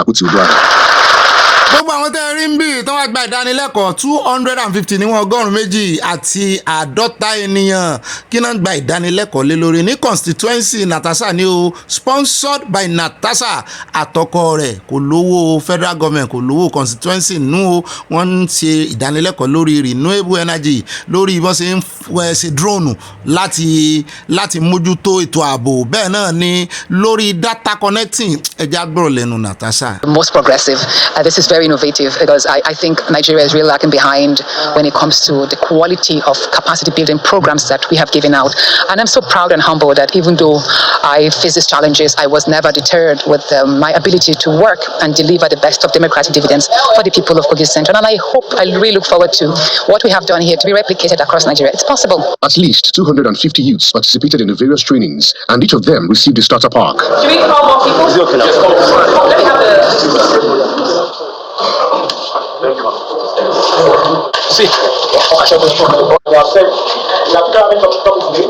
ẹjọ́ ọjọ́ tẹ́ ẹ bá ti rí any senator tó ń ṣerú nǹkan báyìí ìṣẹ̀dá owó rẹ̀ ìṣẹ̀dá owó constituency ẹ jẹ́ mọ́ o èmi ò tí ì rí o abalajọ tán fi wà lọ́rùn arábìnrin kó fẹ́ tú àwọn síta ládùúró owó táwọn ń gbà wọ́n fi ṣe nǹkan kan owó constituency ní owó allowance ní owó salary tiwọn gan ni àfi kan sọ pé àwọn fún àwọn tó bímọ àwọn abẹ́ ìkan kọ́ ló wá sọ pé ìsọmọ lórúkọ bíi 7 lòún ṣe ń táwọn ń fowó constituency ṣeré yan gidi rèé o tó náwó àpò ara rẹ̀ tó fi ń ṣe dáadáa training wọ́n fún wọn kọ̀mpútà laptop wọ́n fún wọn ní drones wọ́n fún wọn ní gbogbo ń tán training wọn lé lórí. bẹ́ẹ̀ náà ni ìròyìn míì tàbí wọ́n á ń gbọ́ àwọn ará bí wọ́n fẹ́ ṣe tẹ́ wọ́n fẹ́ ṣe bó o ń jọ bí ẹni wípé wọ́n fẹ́ rílì fa Natasha wálẹ̀ ni Natasha gbéra ó di UK London lónìí láàárọ̀ ìlátàbújá àfi bá a ṣe gbọ́ wípé wọ́n dá dúró náà bá ní kàn yẹ báàgì ẹ̀ wò wọ́n bá ní wọ́n ti chẹ́ẹ̀kì òun nù lé kí ló ṣẹlẹ̀ wọ́n bá ní kó mú pásítọ̀tì ọwọ́ ẹ̀ wá kí ló ṣẹlẹ̀ gangan ta ló ràn yín wá. wọ́n ní kánú àwọn immigration officer ní Nnamdi Azikiwe International Airport l'Abuja o wọ́n bá gba pásítọ̀tì ẹ̀ ṣùgbọ́n ẹ̀yin náà jẹ́rìí ẹ̀ ń tẹ́ ẹ ní. ẹ jẹ́rìí wọ́n sá ti dá padà tó róhun àtọkọ rẹ̀ náà ń lọ. wọ́n sàdá lóhùn wọn lórúkọ rẹ̀ wà lára àwọn watch list allegedly at the request of the leadership of the National Assembly múni wọ́n kọjá àyè wọn gan o ilé ẹjọ́ ò gba passport yẹ ẹ̀yin senate lẹ wá ń wá kiri wọ́n wá ní a familiar member with the matter told oníròyìn wípé the senator was travelling with her husband to attend the graduation ceremony of her stepson in the UK when immigration officer blocked her at the departure terminal. She was told that the leadership of the National Assembly requested that she be considered a flight risk and placed on a watch list. This is so ridiculous. We are wondering why they treated her that way. Wonder. And in Nigeria, ẹni tó bá fẹ́ jà fún Nigeria kó pa ẹ̀mí ẹ̀ pọ̀ wípé anything ló lè ṣẹlẹ̀. Ṣùgbọ́n so wọ́n ti kéèyàn kú fún Nigeria. Ẹ jọ̀ọ́ mo sì ń béèrè question yẹn. Torí question yẹn wà ó gùn gan o.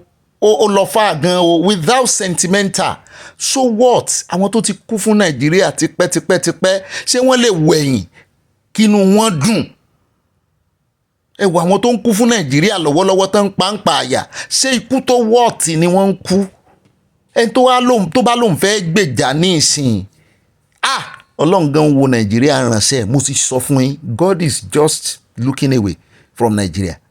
sótọ́ afẹ́ntọ́ ló ń bá rán wípé èmi mo ràn ọ́. ó lè jẹ́ pé òun ẹ̀ka àpò padà ẹja wa lọ sí Rivers State lọ́dọ̀ Amaechi níbi tí wọ́n ti sọ pé small yansh sef dey shake yóò mú ní àjà. kí ni small yansh tún bá dénú ìròyìn. wọ́n ní òwe yìí ló dífá fún Rotimi Amaechi pé ẹni tí kò lè pàgọ́ tó wá ń kọ́lé alárinrin, wọ́n ní kò ní political influence ní ìpínlẹ̀ Rivers mọ́, ṣùgbọ́n ó ti ṣe bẹ̀rẹ̀ báyìí. ẹ wá wo èrò tí Amaechi náà gádà fún ẹgbẹ́ òṣèlú ADC yẹn coalition nípínlẹ̀ Rivers o. òun náà lòun sì ń bọ̀, òun ò tí ì dé, òun sẹ́mi mẹ́yẹ ẹ̀ bọ̀ lápò ní o. ó lòun fẹ́ ṣe bí Arẹ́gbẹ́ nígbà tí Arẹ́gbẹ́ padà sọ́sùn. ẹ wo iye èrò tí Arẹ́gbẹ́ kó jọ. Amaechi náà ti wá sóòkọ́lọ̀ rẹ o, wọ́n ti jọ ń rọ́ọ̀kì ní ìpínlẹ̀ Rivers. bẹ́ẹ̀ náà nà ń kíbọ̀ rọ́ọ̀kì pẹ̀lú aṣọ tán wọ̀ àti kọ́lọ̀ rẹ̀. mo kàn wò pé ṣé àwọn eléyìí ṣe ọmọ ẹgbẹ́ òṣèlú ni wọ́n àbí iléeṣẹ́ alágbèéká tó ń ṣe promo? wọ́n lọ́mọ ẹgbẹ́ òṣèlú ni wọ́n o. wọ́n ní kọ́lọ̀ wọ́n kàn fly kọ́lọ̀ ni mo ló ti ẹ̀dá bá ṣe fly kọ́lọ̀. wọ́n ti na APC pa lórí ọ̀rọ̀ kọ́lọ̀. APC ò ní good kọ́lọ̀ ní tiwọn. ìgbàlẹ̀ náà ní ẹ̀jẹ̀ àwò bó ṣe ṣẹlẹ̀ ní Rivers. èrò tí Amaechi tó kójọ, ẹ mọ̀ bí mi ò mọ̀ bó yóò rẹ́ǹtì èrò ní o àbí àwọn olólùfẹ́ rẹ̀ tán dúró dé. ẹ bá ń tẹ̀sí ilé agbára. If you're not kind of Tinubu, I am tired.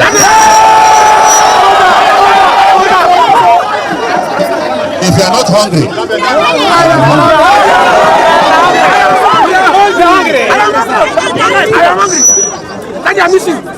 no man.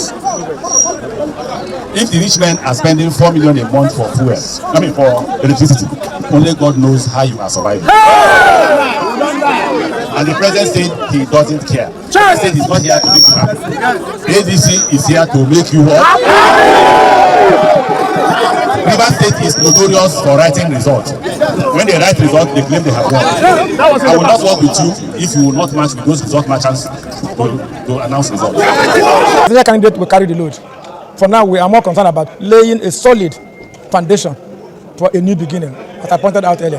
When we build that house, in cause of its construction, in cause of its erection, the outstanding leader will emerge, and we all will see it and rally around him or her.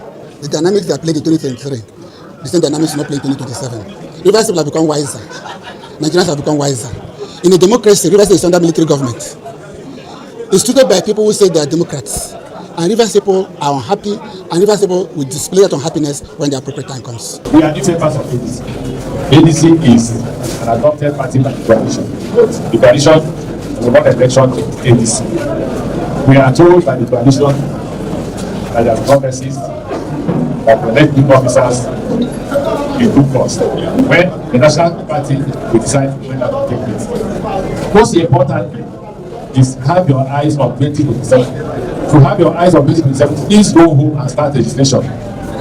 Working with the executive, we will form a committee, local government and local government, I will go from ward to ward to ascertain the number of people we have. If you allow them leave you out, our state is notorious for writing results. We must stop them from writing results, right?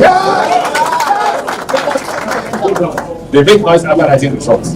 If we will stop them from writing results, please go home now and start organizing. Because these are the people that come and vote. Let me tell you one bad thing that you should not do. When you say they have already written the results, you discourage voters from coming out. We will confront them on the issue of writing results. So ask voters to come out and vote. They should come out and vote for change. They should come out and vote for the removal of the current government. If not, you want that you're found out. Currently, Nigerians are complaining in President Tinubu's first tenure. Imagine what. Then you'll be dead and buried. People are dying every day, not of sickness, but of starvation.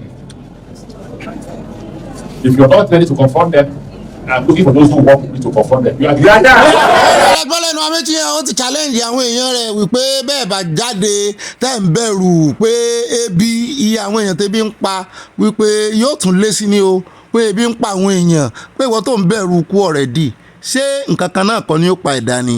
pé ebi ń pa àwọn èèyàn ebi sì ń pa òun náà òun sọ bẹ́ẹ̀ lọ́jọ́ sí wọn nírọ́ lòun pa òun sẹ́ẹ̀ kó ń jọba ni ó lóun sì ń ṣe àtẹnumọ́ rẹ̀ pé ebi ń pa òun. ìyẹn bó ṣe ń pa ọ̀pọ̀lọpọ̀ ọmọ nàìjíríà pé olówó gan ńlá làṣẹ àwọn ńláàgùn. ó dáa ẹ káàbọ̀ padà ẹ jẹ́ wá sáré dé Ọ̀ṣun níbi tí a ti gbọ́ wípé látìgbà tí Adeleke gómìnà wọn ń bẹ̀ tó ti sọ wípé òun ò defect sínú ẹgbẹ́ APC wọn ló ti domi tútù sọ́kàn àwọn kan o ní APC àti PDP náà bá ń forí gbára wọn ṣùgbọ́n kété la bá tún gbọ́ wípé àwọn ọmọ ẹgbẹ́ PDP kan nílé ìgbìmọ̀ asòfin wọn náà ti defect wọn ló ti ẹ̀ kọ́kọ́ fẹ́ fa drama nílé ìgbìmọ̀ asòfin lánàá àwọn senate wọn ní bá a ṣe wá ń sọ̀rọ̀ báyìí wọn ní ọmọ ẹgbẹ́ APC tó wà ní ilé ìgbìmọ̀ asòfin wọn ní wọ́n ti wọ 2/3 èèyàn mélòó ló wá kù tó jẹ́ asòfin nínú ẹgbẹ́ PDP àti Labour. Ó dá o wọ́n ní the senior special adviser on media fún Ọ̀ṣun state governor ìyẹn Adémọ́lá Adélékè Ezekiah Bámijí ló ti sọ wípé defection àwọn 2 senators tó wá láti ọ̀dọ̀ àwọn àkàtà àwọn lọ́ṣun state tó jẹ́ inú ẹgbẹ́ PDP náà wà tán bọ́ọ̀dì sọ́dọ̀ APC wípé miscalculation ni pé defection wọn mẹ́ẹ̀ pé wọ́n calculate ẹ̀ dáadáa. Bámijí ló sọ̀rọ̀ yìí lórí Channels TV láàárọ̀ ọjọ́ Thursday tó sọ wípé àwọn asòfin Francis Fadahun sí Ọ̀ṣun East àti Olúbíyì Fádèyí Ọ̀ṣun Central wọ́n ní they were misled by rumour wípé wọ́n rò pé Adeleke fẹ́ defect ni pé wọ́n wá ṣáájú ẹlẹ́ẹ̀dẹ́pẹ̀ẹ́dẹ́ wọ́n dúró ìlà àwọn gàdí onírìn lọ pé ta ló sọ fún ibo náà ti gbọ́ pé àwọn èèyàn ló tàn wọ́n pé àwọn ọmọ ẹgbẹ́ APC ló tàn wọ́n wípé gómìnà rẹ̀ mọ̀ tí gómìnà yín mọ̀ ti fẹ́ defect pé Adeleke ò defect ó ní maybe what I can say is a kind of miscalculation on the part of the lawmakers. The rumor perhaps overwhelmed them, thinking that the governor was coming. They felt they were Abuja politicians and should be faster than the governor. They put the cart before the horse. Ṣé PDP wà ń fọwọ́ ara wọn síra wọn ṣùgbọ́n àwọn kan ní the same calculation náà ni pé wọ́n miscalculate pé n tó mú gómìnà Adeleke náà tí ò defect mọ́ ṣùgbọ́n tó sọ wípé at the federal level òun máa ṣe ti ààrẹ Tinubu pé tó bá dọ̀la tí wọ́n bá wá gbé aspirant jáde nínú ẹgbẹ́ PDP ńkọ́ ṣé yóò sọ wípé òun tún fẹ́ padà òun ò wọ́n ní gbogbo wọn play game ni ṣùgbọ́n nínú game tán play náà wọ́n ní wọ́n máa play ara wọn out mo ní bí Wike ṣe play ara rẹ̀ out. Even the governor was going to move. Did they ask the governor any question? Yes, the APC set a trap for them and they enter it. He also stressed that Adeleke does not need to defect to the APC to deliver good governance to Ọ̀ṣun people. He has just moved. From Osun, state of Nigeria, we have another resignation from the People's Democratic Party. With deep hearts, I submit my resignation as a member of the People's Democratic Party, effective immediately. This decision has not been taken lightly, but I feel compelled to do so due to the unresolved internal crisis, various litigations and cases, and lack of leadership at the apex of the People's Democratic Party. These issues have led to widespread disaffection and mistrust among members, making it very challenging for me and for all of us to effectively serve our constituents. The people of my hometown, my senatorial district, and the nation at large cry out for dividends of democracy. With the popularity, the influential popularity of our governor, Adémọ́lá Adélékè, like I used to say, a governor in Nigeria, anywhere, not to talk of Ọ̀ṣun State, where people have been so wired that whatever happens, they will take it all. They have tasted both sides of the divide in terms of the 2 major political parties in Ọ̀ṣun State. The governor is not a small fry. That's where I'm driving at. So if the governor wants to defect, if the governor is ready to defect, it is not. It might not be in the purview of those who are trying to say we are blocking him. No. He will automatically become their leader. But because His Excellency Governor Ademola Jackson Adeleke is not your everyday Nigerian politician, he feels that the people of Osun State entrusted him, invested in him, they trust with the PDP, the leadership of Osun State. So he doesn't, the kind of person he is, he doesn't feel that it is until he now moves to another party that he can serve his people better. He has been doing it under the umbrella of the PDP.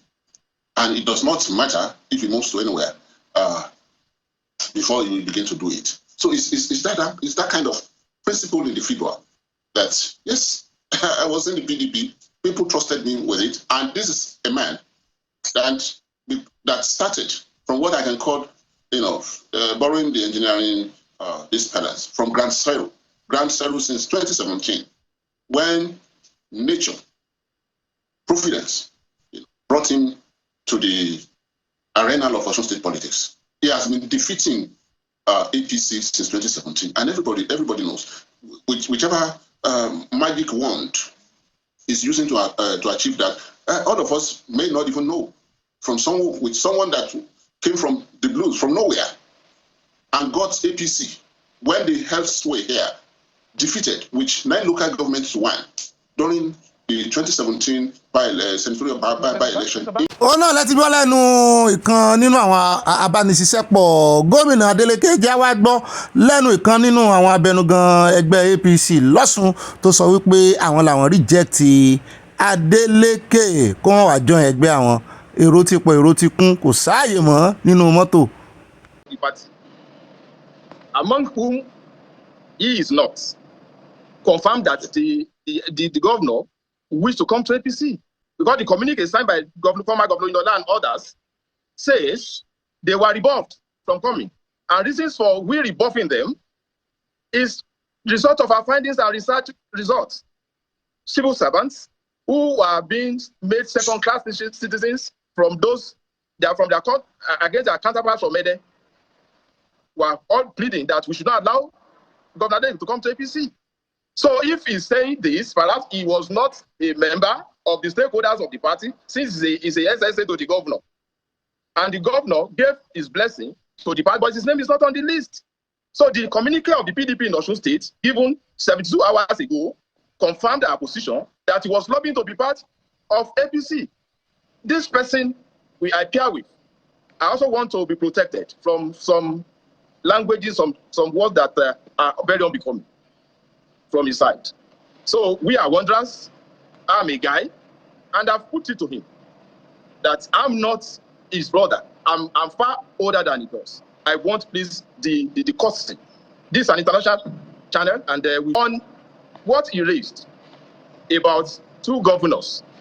The same issue was raised by Senator Yellow Mishore, and the same issue was also raised by deflecting of Osun State governor with another Igbo governor, citing instance that his mother was from Igbo land.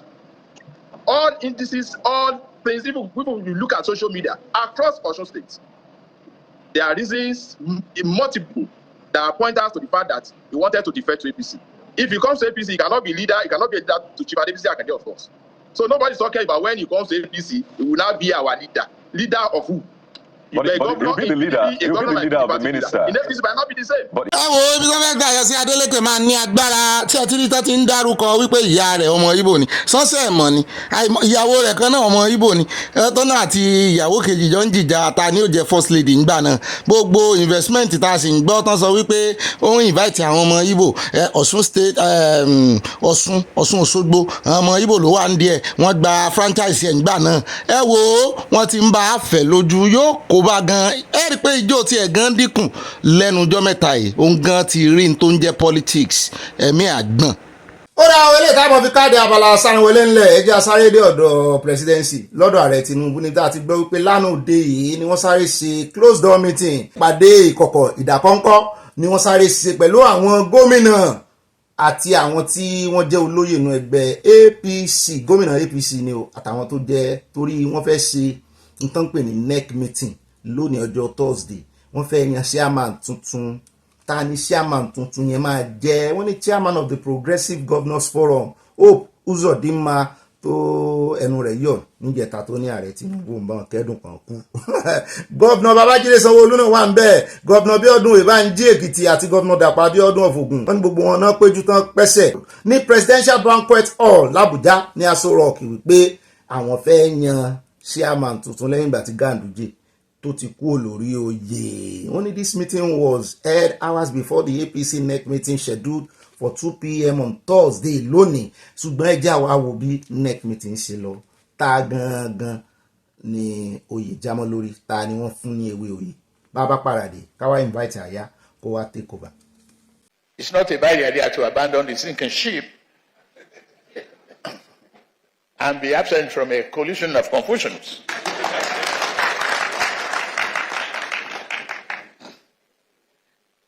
Our firm commitment, as we marked 2 years in office, it has been very rewarding. I could see the leadership of the National Assembly, people like Alero of Kebbi and others, embracing the great progressive ideology. I take this opportunity to thank the outgoing, the former national chairman, I would say, Raji Umar Ganduje.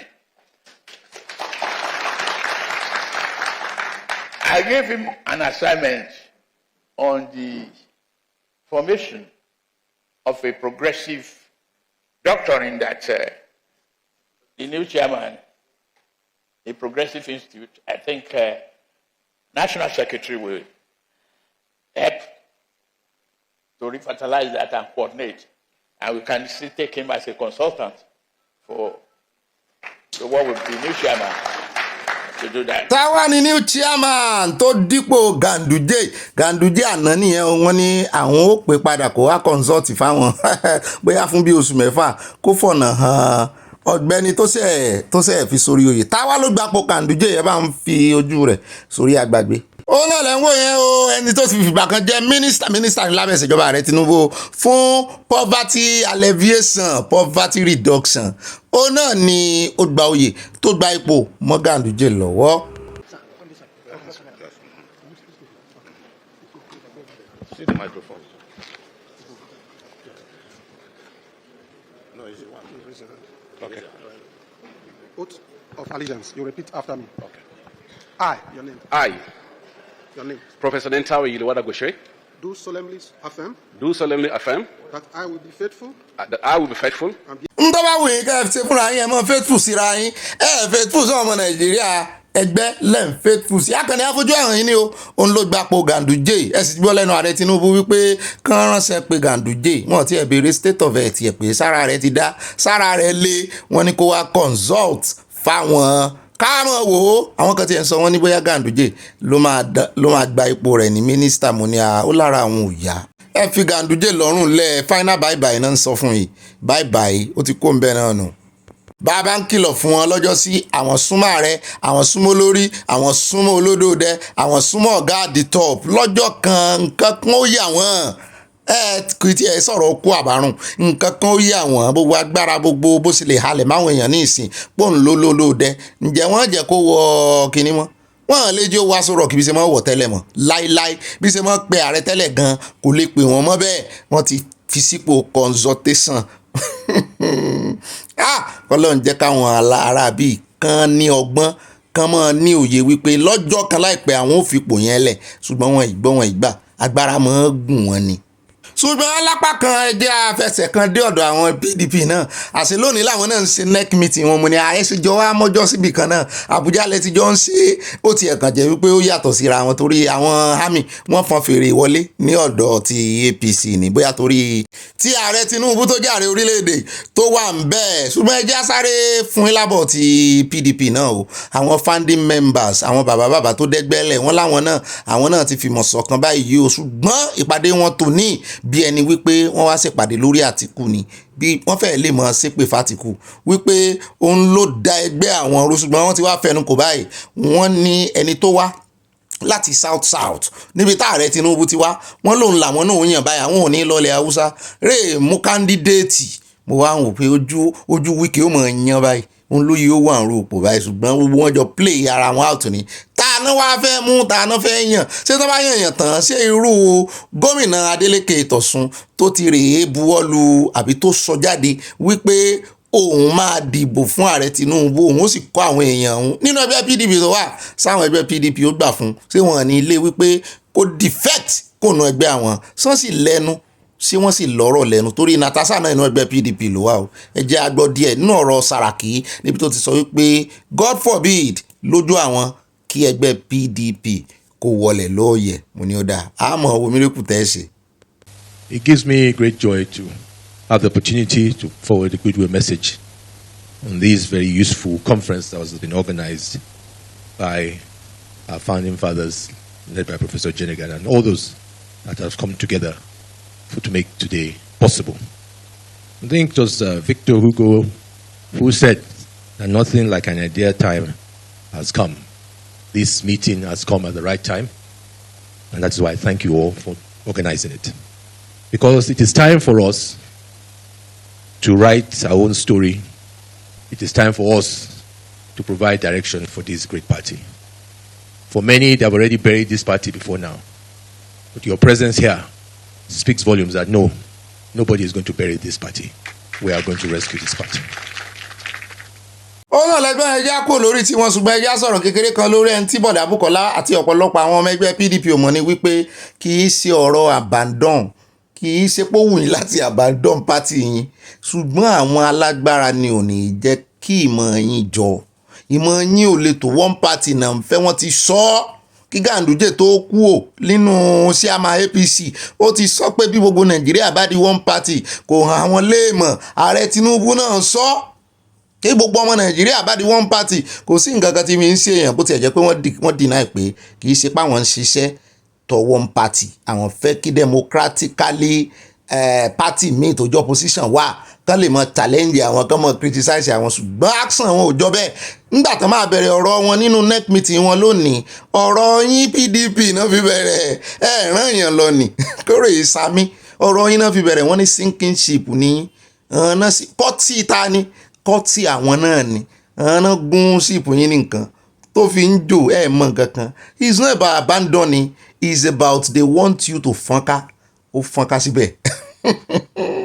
ó dáa ní báyìí ẹjọ́ ẹja fẹlẹ́sì kò kárí àlùwàlà alábala sáná wọlé Kwakwanso ń wò yìí tá à ń gbọ́ wípé ó ṣeé ṣe wípé òun ni ààrẹ Tinubu fẹ́ lò fún igbákejì wọn ní sáà kejì táàmù wọn kejì second term tán ń lọ tán ń bọ̀ bí ilẹ̀kẹ̀ ẹ̀dì yẹn Kwakwanso ló ń lọ sọ́dọ̀ wọn o. níjẹta ó sì la Àbújá ó sì ẹ̀dẹ̀ látà Àbújá ni àbọ̀ tó mú bọ̀ òun ló wáá fẹ́ fi fún wa báyìí. ó ń jọ bí ẹni wípé ìpàdé wọn ò súnwọ̀n, ọ̀rọ̀ wọn ò wọ̀, ó fìbínú wá sọ̀rọ̀, ó ta sí ààrẹ Tinubu, ó ta sí ìjọba wọn, ó ní wọn ṣe dáadáa sí ilẹ̀ Haúsá, ó ní ilẹ̀ Yorùbá ilẹ̀ Ìgbò nìkan náà ń ṣe é sí. ẹ wò bọ́n ṣe ṣe títí ẹ wá dúró owó tán ná lórí kàlàbáṣẹ́kọ̀. ó sọ oríṣiríṣi ọ̀rọ̀ èmi rò páàrin wọn ti gún ni.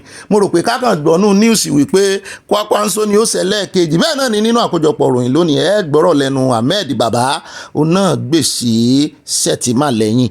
ẹ bá ń ṣí ohun Kwakwanso sókè ó ń jọ bí ẹni wípé Kano wọn fẹ́ wojú ṣe ààrẹ Tinubu rárá. ẹ mọ̀ dé ọ̀dọ̀ wa ní body language wọ́n sọ. bẹ́ẹ̀ náà ni ẹgbẹ́ NNPP wọ́n fẹ́ bá APC ṣe. ẹ bá ń tẹ̀sí ilé agbára. We have seen a situation where our members were given the opportunity to really represent their constituents. But unfortunately, on many occasions, they were compromised. We have seen a situation whereby the rich in the country worked so hard to raise a lot of money to bribe members of the National Assembly, especially those who are representing us. And as a result of that, we now have a tilted arrangement in terms of resources sharing in the country. Many people will think that they have won. I don't believe so. Because I believe the issues that we have today in this country, especially in this part of the country, has to do with mismanagement of resources by leaders at the national level and state levels, and even at local government levels. And of course, it has to do with the little that had to be given to those concerned. Now we have opportunity again, and we are very much aware that the rich, once more, is working so hard to take from the poor. And I'm sure all of us at leadership level in this country are members of Concosia, members of NNPP, even though what is going to happen is a bipartisan arrangement. Let me also advise those who are struggling by all means to take everything, to remember that some of the issues that we have in this part of the country today has to do with lack of enough resources and, of course, mismanaging the little that comes in. And that's why we have insecurity, we have poverty, and so on and so forth. And, of course, it is happening here mainly, but it affects everywhere because, like desert, it will go to everywhere. Let me, at this point, advise the federal government, especially, on the distribution of federal resources. From the information available to us, it's like most of the national budget is now tilting to one direction in this country. Yesterday, I was to come by air. Unfortunately, my airline decided to shift our takeoff from 3 to 8 p.m. I had to come by road. From Abuja to Kaduna to Kano was a hell, terrible, very bad road. And this is the road that was started many years ago, right from the beginning of the leadership of the APC. Now we are told that there is a road now from the south to east. Let me say at this point that we support infrastructure anywhere in this country.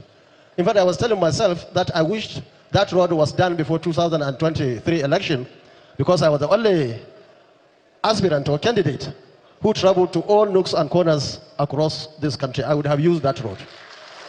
So we support roads everywhere and any other thing that is good for the people, especially for the masses. But a situation where government is taking our resources and dumping it in what part of the country, and other parts of the country are left just like that, I don't believe that is the right thing to do by the government itself. And this is the time for the government to change, to convince our people that the government is not just on one side of the country. Once again, Your Excellency the Governor, distinguished ladies and gentlemen. Orí ẹ káàbọ̀ padà yáwéyá ọ̀rọ̀ kan ọ̀ wá gbé àwọn olólùfẹ́ wa débẹ̀ nú abala comment section bá ń gbó wọn sókè wọn ti amplifier kó dún gbẹ̀mú. Mo kí gbogbo wa káàbọ̀ sínú abala yẹn olólùfẹ́ abala comment section at Olúyọ̀mí Olúwọlé wọn ní Ọ̀gbẹ́ni Bobby Natasha should give what belongs to Caesar. They will waste her time and play her out. She should be wise. This is Nigeria. We have mafias everywhere. Also, why taking all the people with her? That alone is wrong. Yoruba nation no going back. Ẹ̀sìn yóò dá fún yín. Èmi máa ń sọ lórí ìkànnì ní sọ wípé torí pa wà lẹ́yìn èèyàn kan tá a bá rà ṣìṣe tó ṣe. A sọ that is the way to go by the truth. Àwa ní mọ̀ bò torí wípé ẹ wo ìgbà tí Kẹ́mi Badenoch náà jáde lẹ́nu ọjọ́ mẹ́ta yìí tó náà sọ tí ò ṣẹlẹ̀ kí la ṣe àwa náà sọ fún òkodoro làwa wà fún bàbá tí ẹ̀ wà ń gbèsè yín èèyàn òun láti jẹ́yìn olódodo tá a bá sì ti rí pé olódodo náà ti fẹ́ mọ mẹ́ẹ̀ gbogbo èèyàn ni mẹ́ẹ̀ o ṣùgbọ́n èèyàn ìrídìí ara rẹ̀ ń táwa bá rí apàkíyèsí àwọn èèyàn sí ń tẹ́yìn náà bá rí inú tiwa bẹ́ẹ̀ bá pàkíyèsí wa sí a ṣe àtúnṣe. Ohun tí Yorùbá ń pè ní ká fọwọ́ wọwọ́ kọ́wọ́ lè mọ́ gan nìyẹn. At ara òtí wọ́n ní àìrójú àìráyè ló máa bá gbogbo ẹ̀dá tó bá ní Sunday Adéyẹmọ òní ní ìtúsílẹ̀ ní àṣẹ Ìdùmarè àmín àṣẹ. At mami wọ́n ní ibà àánú Olúwapọ̀ ibà àrídùnnú ibà àfipákà àyà ṣé ẹ mọ̀ pé ògo àti ọlá àwa ọmọ aládé ló ń gbé Nàìjíríà ró tó fi wà ní level 3 ní ìgbà tí Ọlọ́run bá máa mú wa jáde Nàìjíríà wá gun àkàsọ̀ sí level 4 pẹ̀lú àwọn akẹgbẹ́ wọn bíi Al-Qaeda, Taliban, Hamas, Afghanistan etc. Yorùbá nation no going back ó tànù. at Olúwọlé Bákàrè mẹ́mbà ni wọ́n ní bá ọ̀pàpà parada lálá tó ròkè Dangote ní ilẹ̀ Yorùbá ilẹ̀ ló ń bọ̀ ó yìí máa lu gbogbo investment ẹ̀ nílẹ̀ Yorùbá ní gbàǹjo last ni Yorùbá nation ní kíákíá Ìgbòho is not a criminal please remove all embargo on him Olúwọlé from Dallas, Texas. àti Yẹmí Ìgè wọ́n ní òótọ́ ọ̀rọ̀ ni bàbá ìsọ̀wẹ́ wò kí Ọlọ́run gba Yorùbá nation fún wa ní concern mi o ẹ kó ètò Ọlọ́run ní tò Ọlọ́run yóò gba ẹ̀tọ́ lóyè Sunday Ìgbòho fún o àmì o. at Boxapa wọ́n ní Mr. Bobby it's a disgrace that a king like Awujale became a stooge of the Saudis through the likes of his friend late Buhari. These people have betrayed the Yorubas. They are selling their people into the plans of their Fulanis. If care is not taken, my brother, soon all Yoruba kings will start wearing turbans instead of crowns. Abẹ́rẹ́ tí Olúwo ìta gbangba nìyẹn wà tí Ìjẹ̀bú kọ̀rọ̀ ló wà kan ojú kan lọ. Àwa àti ìwọ àti Ìjẹ̀bú ti dọ́gba. Inú mi dùn mo rí èèyàn kúnra. Èmi nìkan kọ́ náà mọ̀ bú. at Dorcas Kazeem ìyàwó dáadáa wọ́n ní wọ́n tún fẹ́ yáwó wọ́n ti fi wá yáwó tán kọ́lọ́run gbà wá lọ́wọ́ àwọn yàyà orílẹ̀-èdè Nàìjíríà yìí ó ṣé ó yẹ kó jẹ́ wípé ìgbà tí olóyè bá lọ bá àwọn ọba wọ̀nyí ló yẹ kí wọ́n tó gbé ìgbésẹ̀ nípa ààbò àti òmìnira olóyè ṣí ọ̀ kẹlẹ̀bẹ̀ tú ẹ́. ṣé rí n tó ń bí àwọn bàbá wa àwọn bàbá yẹn nu ni wípé wọ́n fi ìpàǹdà ṣe ni. Ó dáa bí bàbá wa náà ṣe ó nídìí kí bàbá tó gbérú gbèsè yẹn wọ́n mọ tán ṣe bẹ́ẹ̀ sì ni àwọn àgbáríjọ àwọn àgbààgbà náà mọ̀ sí. bẹ́ẹ̀ náà ni ẹja dọ́rọ̀ mọ́ mi mẹ́rin òdùnnú yìí wọ́n ní ó bí tèmi nìkan mo kí àti gbogbo ìdílé aláyọ̀ wa yìí wípé apọ̀ àmójúbà bàbá wa olóyè Sunday Ìgbòho ìtẹ̀síwájú ètò òmìnira Yorùbá nation yìí mú inú wa dùn ayọ̀ wa kò ní dìbàjẹ́ o akí gbogbo kábíyèsí tí wọ́n fi àyè gba olóyè pẹ̀lú ìdánilójú wípé àwọn yóò ṣe ìjíròrò pẹ̀lú àwọn ọba tó kù láti gbé ọ̀rọ̀ olóyè yẹ̀wò Yorùbá nation going back àyàmú kí wọ́n tẹ lọ́ọ̀sì àti nǹkan panu. at Victoria ọlọ́ba wọ́n ní gbogbo àwọn ọkùnrin olóṣèlú ni wọ́n ní ojú kòkòrò obìnrin èyí ló jẹ́ pé gbogbo yín ń gbèsè yín ọkùnrin. at kò síranu wọ́n ní congratulations to Yorùbás ilé kúkú ń tagbe Yorùbá nation going back wọ́n tẹ nǹkan panu wọ́n ṣe sí a. at Christiana Sheba wọ́n ní Ọ̀gbẹ́ni Bobby ọba Ganusi ọba oníròyìn ọlọ́gbọ́n ẹkú iṣẹ́ takuntakun Ọlọ́run yóò máa ràn yín lọ́wọ́ ní gbogbo ọ̀nà àmì ọ̀nà ara ní Ọlọ́run yóò fi gba orílẹ̀-èdè wa fún wa o Yorùbá nation going back Mama Sheba èmi fi kún ìsì from Minnesota USA UAS lẹ́kọ̀ọ́ mo ti bá yín yí USA wọ́n tẹ lọ́ọ̀sì àti nǹkan panu bẹ́ẹ̀ náà ni mo rí flat ẹ̀kú sáàrin ẹ̀.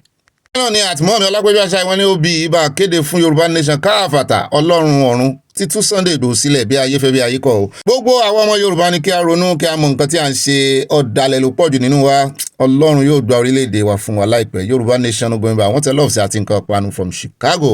àtọmọ táyà kínúsì wọ́n ní báwo ni ẹ̀sìn ní buwọ́lù àwọn ọmọlẹ́gbẹ̀mọ aṣòfin nọ́mbà wí o ṣé bí gbogbo ẹ̀yin ọ̀jẹ̀lú ni ó lè apá alájẹbánu ní gbogbo yín kò ní bẹ́ súẹ́ àti ń súẹ́ fún gbogbo ẹ̀yin tó ń yáwó yìí.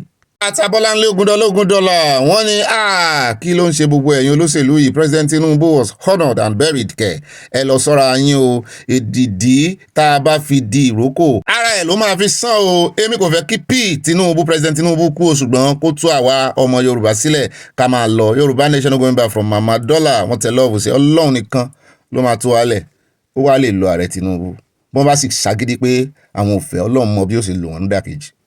mọ́ọ̀mí Mutọ́lání Martins ẹ kú 4 days eléyìí kọjá ọjọ́ mẹ́ta o wọ́n ní àfi 3 attackment náà Portable ẹlẹ́nu já wáyà ẹ kú iṣẹ́ ìròyìn aládùn ọ̀gá Bobby tí àwọn bú síjú owó ńlá owó gbẹ̀mù nínú kíní rẹ̀ dọ́là wọ́n fi ránṣẹ́ sí àwọn adúpẹ́ lọ́wọ́ yín wọ́n ní ẹ̀yin náà ti ẹ̀gbọ́n bí tí Portable ti sọ attackment bó èèyàn orí ẹ ti gbalẹ̀.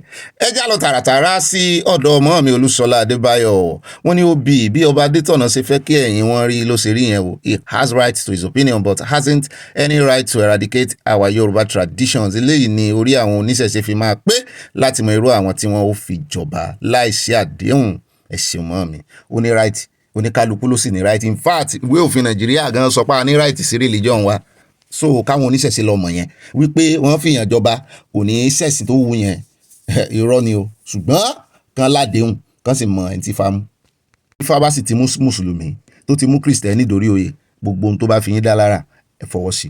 bẹ́ẹ̀ náà ni Esther Sosanya mọ́ mi dáadáa wọ́n ní ọkùnrin yìí tó ń sọ̀rọ̀ yìí kò lè sọ fún President Tinubu tí òun àtìyàwó àti ọmọ rẹ̀ kó owó lọ fún àwọn North kí ó sọ fún President Tinubu kí ni ó ṣe fún àwọn ọmọ Yorùbá kí wọ́n rántí ọjọ́ ọ̀la. at Ajara at Salako wọ́n ní Ogbeni Bobby ìbá gbé wọn débẹ̀, your voice is so sweet, wọ́n tẹ love sí ẹ wo etí yín náà ó sweet pàdé sweet ni. At Hope Alive with Evangelist Olúbùnmi mọ̀mọ́ Jésù mi wọ́n ní ọba Dayton Àwùjalẹ̀ pẹ́ lórí oyè wọ́n sì ṣe dáadáa dúpẹ́ ṣùgbọ́n bí wọ́n ṣe fẹ́ tẹ̀gbọ́n tàbúrò ọmọ bàbá kan yẹn ó lágbára díẹ̀ o ní ilẹ̀ Yorùbá ọba gbẹ́sẹ̀ lé ni. At Modina Solomon wọ́n ní in fact so sad knew him from the Cosby show from the 80s bẹ́ẹ̀ni ọmọ òde ìsìn ò lè mọ̀. At mọ́mí Olúṣọlá Adébáyé wọ́n ní ó bí àbòsí lẹ́yìn ṣe yan àbòsí ni o.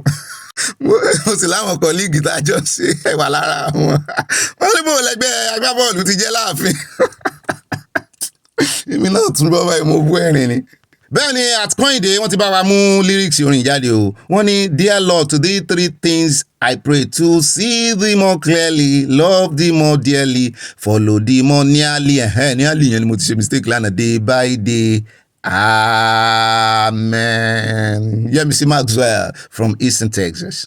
At End Time Revival wọ́n ní ibà kanjú abẹniko Olúwo dàbí portable ó lè ní psycho but ó ní àwọn àgbékalẹ̀ kan tó make sense gbogbo àwọn tí a sọ di òrìṣà lónìí Olódùmarè nìkan ni wọ́n ń bọ ẹsẹ̀ Ifá kan sọ wípé wọ́n ní kó rúbọ ó rúbọ ẹbọ fín ẹbọ gbà ṣùgbọ́n ó padà wá ó wá ń yin awo ń yin Ifá ń yin Ọ̀rúnmìlà ń yin Olódùmarè ọba kọ́tán ó dùn mí kí ó ń dùn mọ́ mi mo ṣe ń gbé lọ yìí sísẹ̀ntẹ̀lé yẹn ó make sense o. Fẹ́mi lóye MD USA ẹ ṣeun yóò dáa fún yín àti ẹ̀ ti rí èèyàn kúnra Ìwó àti Ìjẹ̀bú àjọlẹ̀pọ̀ ni wọ́n ní bàbá náà fẹ́ Fúlàní kan tó wájà láti nǹkan mọ́ mi resort mo ti dọ́dọ̀ yín ẹ̀ bá ń kọ́ gẹ̀dẹ̀ mi wọ́n ní ibà mo bẹ̀rù àgbà ẹ̀yin náà dàgbà Masha Allah àmín Paul wọ́n ní CSI olórí ogun ìrònú rẹ ni ó pa àwọn ọ̀tá rẹ pátápátá àṣẹ Ìdùmarè Natasha ni ó jẹ àkàrà ọ̀tá rẹ àṣẹ́gun wọ́n tẹ lọ́ọ̀fù sí ọ̀gẹ̀dẹ̀ iná yóò dáa fún ìmọ̀ mi torí wọ́n ní ìran ọ̀gẹ̀dẹ̀ kì í sunkún àti dẹ̀ ara ò lè ní á mi lọ́ọ̀fù yín bá mi sàlá mi gan lọ́ọ̀fù yín dì mọ́ at àfinúsọgbọ́n ọ̀rọ̀ ńlá orúkọ ńlá wọ́n ní ibà sojú ẹ̀ ibà sánúwọlé ibà ojú mi ló ṣe ibà àyá ọmọ òòtù òjire kò ní ẹ̀sìn kankan ju pé kí wọ́n sin Olódùmarè ṣùgbọ́n wọ́n ṣẹ̀ṣẹ̀ ń dá ojú gbogbo rẹ̀ rú ni àwọn baba ńlá wa bí Ọbàtálá Ṣàngó Èṣù kò ní ẹ̀sìn kankan ju pé wọ́n máa ń sin méjì wọ́n yìn wọ́n tún ń sin Olódùmarè nígbà ayé wọn àwọn ọmọ ń sin Olódùmarè bákan náà a sì máa ń bọ àwọn baba ńlá wa ni kò sí ẹni tó ń sin Ọbàtálá Ṣàngó Ọ̀ṣun bíbọ ni wọ́n ń bọ wọ́n láti ṣe ìrántí wọn ẹni tí kì í bá ṣe kò lè yé àwa tí ìsìnkú tọ́ ni o òkè ṣùgbọ́n bẹ́ẹ̀ náà ni problem ti wà pẹ̀lú àwọn ẹlẹ́sìn yòókù ńgbà náà àwọn tí ọ̀rọ̀ òye ni o nítorí wọ́n bèèrè pé bíbọ yẹn náà pé bí ìgbà tẹ́ ń sìn bíbọ ó yàtọ̀ wọ́n ní bíbọ yàtọ̀ sí sísìn o ó kàn dàbí báwa náà ṣe bá a ṣe mọ́ forí balẹ̀ tá a mọ́ ní lórúkọ Jésù àmì tá a mọ́ pé Jésù ní Ọlọ́run gẹ́gẹ́ bí Bíbélì wa ṣe sọ tí ò yẹ àwọn mùsùlùmí àti oníṣẹ̀ṣẹ̀ pé bó lẹ́sìn mọ́ pé Jésù lọ́lọ́run tá à ń gba ọ̀dọ̀ Jésù dọ̀dọ̀ Ọlọ́run tààràtààrà tó mọ́ bú wa wípé Jésù Ọlọ́run ò bímọ pé kí ló tà lè bọ́ Ọlọ́run sọ̀rọ̀ táà náà mọ́ sọ fún wọn pé kí ló dé tẹ́yìn náà tẹ́ ń rí forí balẹ̀ tẹ́ ń pe Muhammadu tẹ́ ń pe sàlálì wàsálà ìyàn jíjà àsọ̀níkálùkù ló ní tiẹ̀ àwa náà sì ń bọ nǹkan ní Bíbélì tẹ́lẹ̀ o Jésù ni Ọlọ́run fi dípò rẹ̀ o ìtumọ̀ rẹ̀ ni wípé àwa náà sì ń bọ Jésù nìyẹn torí Jésù ó ti fẹ̀jẹ̀ dípò mo ga gbogbo ẹ̀ sá àfi ká mọ̀ jiyàn ká mọ̀ hate ara wa dà ó ti yé mi o nítorí ẹ̀ náà ṣe ń pè mí mẹ́ta lọ́kàn bíi mọ̀mọ́ mi kan wà bí wọ́n máa ń rọjú wọn ni pé ìwọ ọmọ ìkìrìsìtẹ́nì mọ̀ ní ọ̀ ó dà Bíbélì ní àwọn èèyàn mi ń ṣègbé torí wọn ò ní mọ̀ kò sọ pé torí pé wọn jẹ́ ẹni mímọ́ kò sọ pé torí pé wọn màdúrà gbà kò sọ pé torí pé wọn ní wà fún wọn lọ́wọ́ funfun àti àyà fífún o ó nítorí pé wọn ò ní ìmọ̀ àtọmọlẹ́wà Adéṣọlá mo ti dọ́dọ̀ yín wọ́n ní ibà olóhùn iyọ̀ ibà Ganusi ibà Kòndóòsì àgbádùn gbogbo orin yín great grandfather Dangote ti sọ pé àwọn máa gba ilẹ̀ dé Atlantic Ocean is fulfilling this agenda Yorùbá nation now no going back wọ́n tẹ lọ́ọ̀sì àti nǹkan panu ṣùgbọ́n àwọn èèyàn kan kọ́ ló wà ní Atlantic Ocean tó fẹ́ lọ́ọ́ gbà ní ẹgbẹ́ àwọn kan ló ní gbogbo orí omi tẹ́ ń rí lágbàáyé yìí wọ́n pín fúnra wọn ni Nàìjíríà náà ní tiẹ̀ ń bẹ́ẹ̀ báàmí Martins Adébọ̀wálé Musa àríta àyà ń jó tinú rẹ̀ ń dùn ó ní èèyàn kan ti fowó ránṣẹ́ sóhun o pé kí n bó ń sọ́dọ̀ owó kémi mọ́ fi sápò ẹ̀mọ̀ báwọn ọmọ wa ṣe mọ́ sí láyé àtijọ́ tálejò àfáwọ̀ ọmọ lówó àwọn ọmọ wa ló máa jẹ́ létà tá a bá ń béèrè wọn ní ṣé o mọ mú sọ ọmọ yàn ṣé n ò tọ́jú rẹ ṣé mi ò kó gbẹ́ rẹ òótọ́ sí ni mélòó la fẹ́ kà nínú ìyàn àdípẹ̀lẹ̀ ń táwọn ọmọ wa ṣe àtàwọn bàbá náà ò tó ra wọn fojú fún àwọn bàbá ẹ ṣeun sí yọ̀ọ̀dà fún àpò sàṣàmùrà ìgbẹ́ o àpò yín ò ní ìgbẹ́ wọn ò ní wá yín tì o. àyà náà dúpẹ́ ó ti ra kóló tí ń kó àwọn owó ìsí. bẹ́ẹ̀ náà ni àti ẹ̀mí ìgè wọn bú sẹ́rìn wọ́n ní alábòsí nìyẹn ó ga o. àwọn kọ́líìgì mi rè àwọn my senior colleague nínú àbòsí amọ́ra wa tàbárí ìrà wa.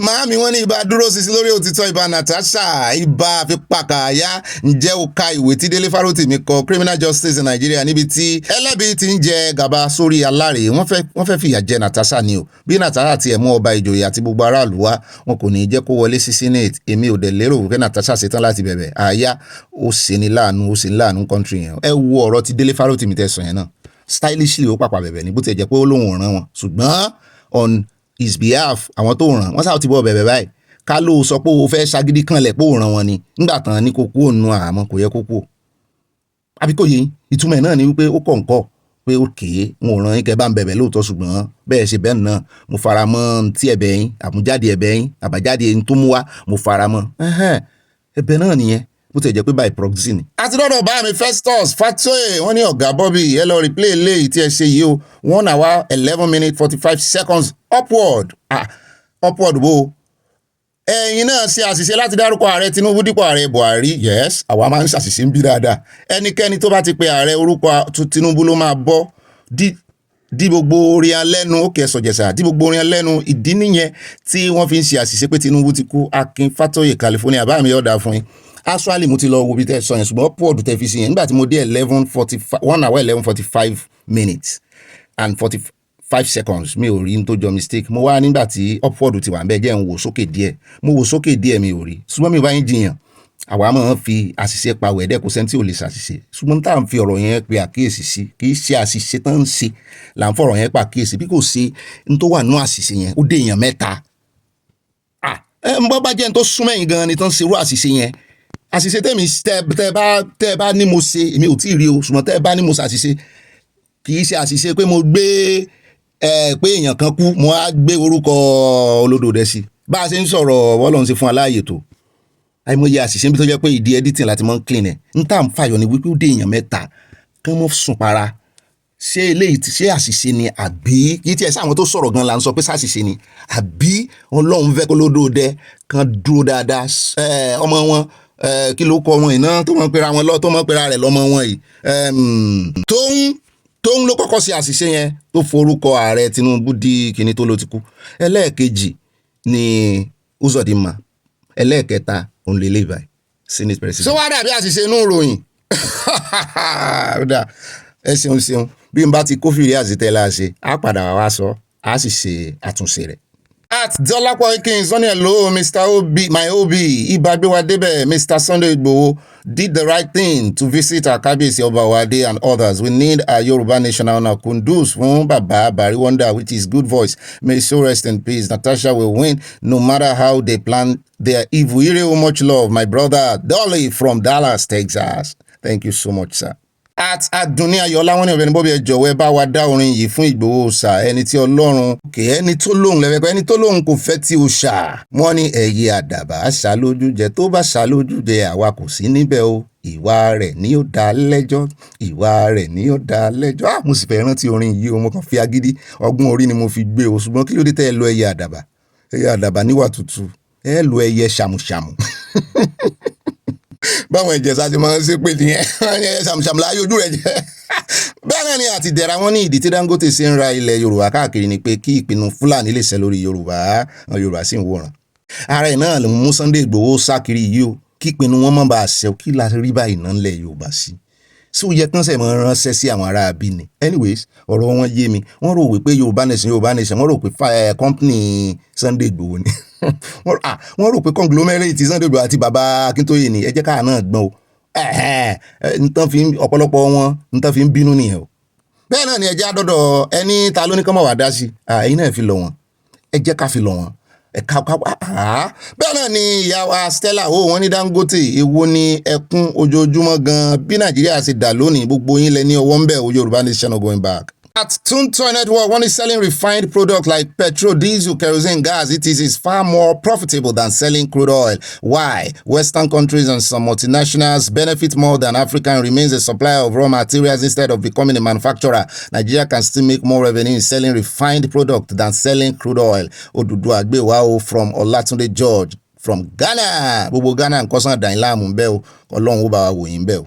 Bẹ́ẹ̀ náà ni mọ́ mi dáadáa at Hannah Adéwòye wọ́n ní at Ọ̀gbẹ́ni Bobby mi tòótọ́ my darlington wọ́n ní mo rò pé ọjọ́ orí ọ̀nà ìrìsà ní àwọn èèyàn wa ò sì fẹ́ fi ọ̀wọ̀ tí ó tọ́ fún wọn ìyẹn ò dẹ̀ da kò dẹ̀ bá ojú mu kò bá imú gan mọ́ mi nítorí ẹ rí i pé nígbà tí Aláàfin dé Ọ̀wádé wọ́n ti lọ àwọn náà ti lọ ṣe exercise pé àwọn ò ní máa bọ̀wọ̀ kiri orí ọ̀pá àwọn lọ́wọ́ tí wọ́n máa wà àwọ̀ wá ṣe compare and contrast ọ̀rọ̀ ló débẹ̀ o so nígbà táwọn èèyàn tún máa sọ̀rọ̀ wọ́n ló ní ìgbéraga ni mo wá ń béèrè pé kí ni ọmọ Yorùbá ń fẹ́ gangan àwọn tó sì sùn mọ́ Aláàfin wọ́n lọ́yàyà wọn pọ̀ tẹ́ ẹ bá mọ bí mo ṣe lọ́ọ̀fù Aláàfin tó èmi ò dọ́dọ̀ wọn rí o wọn ò sì mọ́ sọ̀rọ̀ rí ṣùgbọ́n ẹ bá pè ń gbéraga gbogbo wa yóò sojú wa yóò sojú mo love wọn nínú mo love gbogbo wọn o in fact mo love gbogbo wọn kẹ́ tó yí ọ̀rọ̀ mi ẹ jẹ́ wá dọ́dọ̀ at Mabel Akínbọ̀bọ̀lá Muhammed dada wọ́n ní glory to God Almighty that gives you wisdom. Bobby, I always respect God's wisdom upon your life. You always face the truth. Èmi nìkan náà I will be 73 years by November. I was once in the system in Nigeria. Wow mo ti sọ àárín àwọn grandma mi ni mo àwọn tí tọ́lọ́run fi ọgbọ́n yépo tán wá dùn mí Ọlọ́run ò ṣe o. In Nigeria, lawyers knows what is going on about the case. The judge applied wisdom in the judgment. You, Bobby, said Majamasani Amakekanjuloju Ogun. I learned that from you. 2, I too will teach my children about your wisdom, God's wisdom. My God. Ọlọ́run, òye rẹ ni ọgbọ́n rẹ ni omi ò mọ̀ tí mo mọ̀ rí o. Èmi ẹ̀gọ́.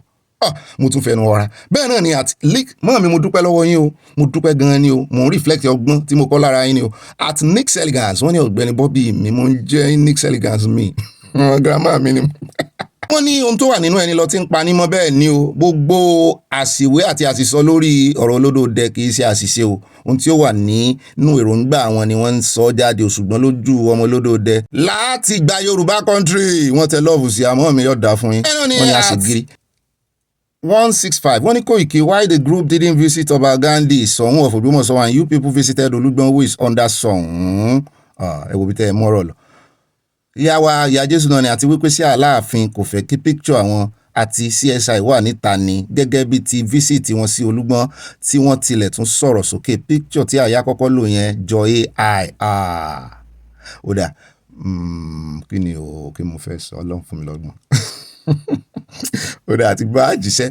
Mọ́mí Mọ́tọ́láni Martins wọ́n ní one mistake too many ní ọ̀rọ̀ ikú ààrẹ yìí o wọ́n ti ń ṣe ọ̀fọ̀ bàbá lójú ayé wọn ráyé wọn lóde mistake ńlá ni o àwọn kan fẹ́ mọ́ fi ojú kékeré wò mistake èèyàn mẹ́ta ló ti sọ báyìí Tóun Uzodinma gómìnà àti senate president Akpabio.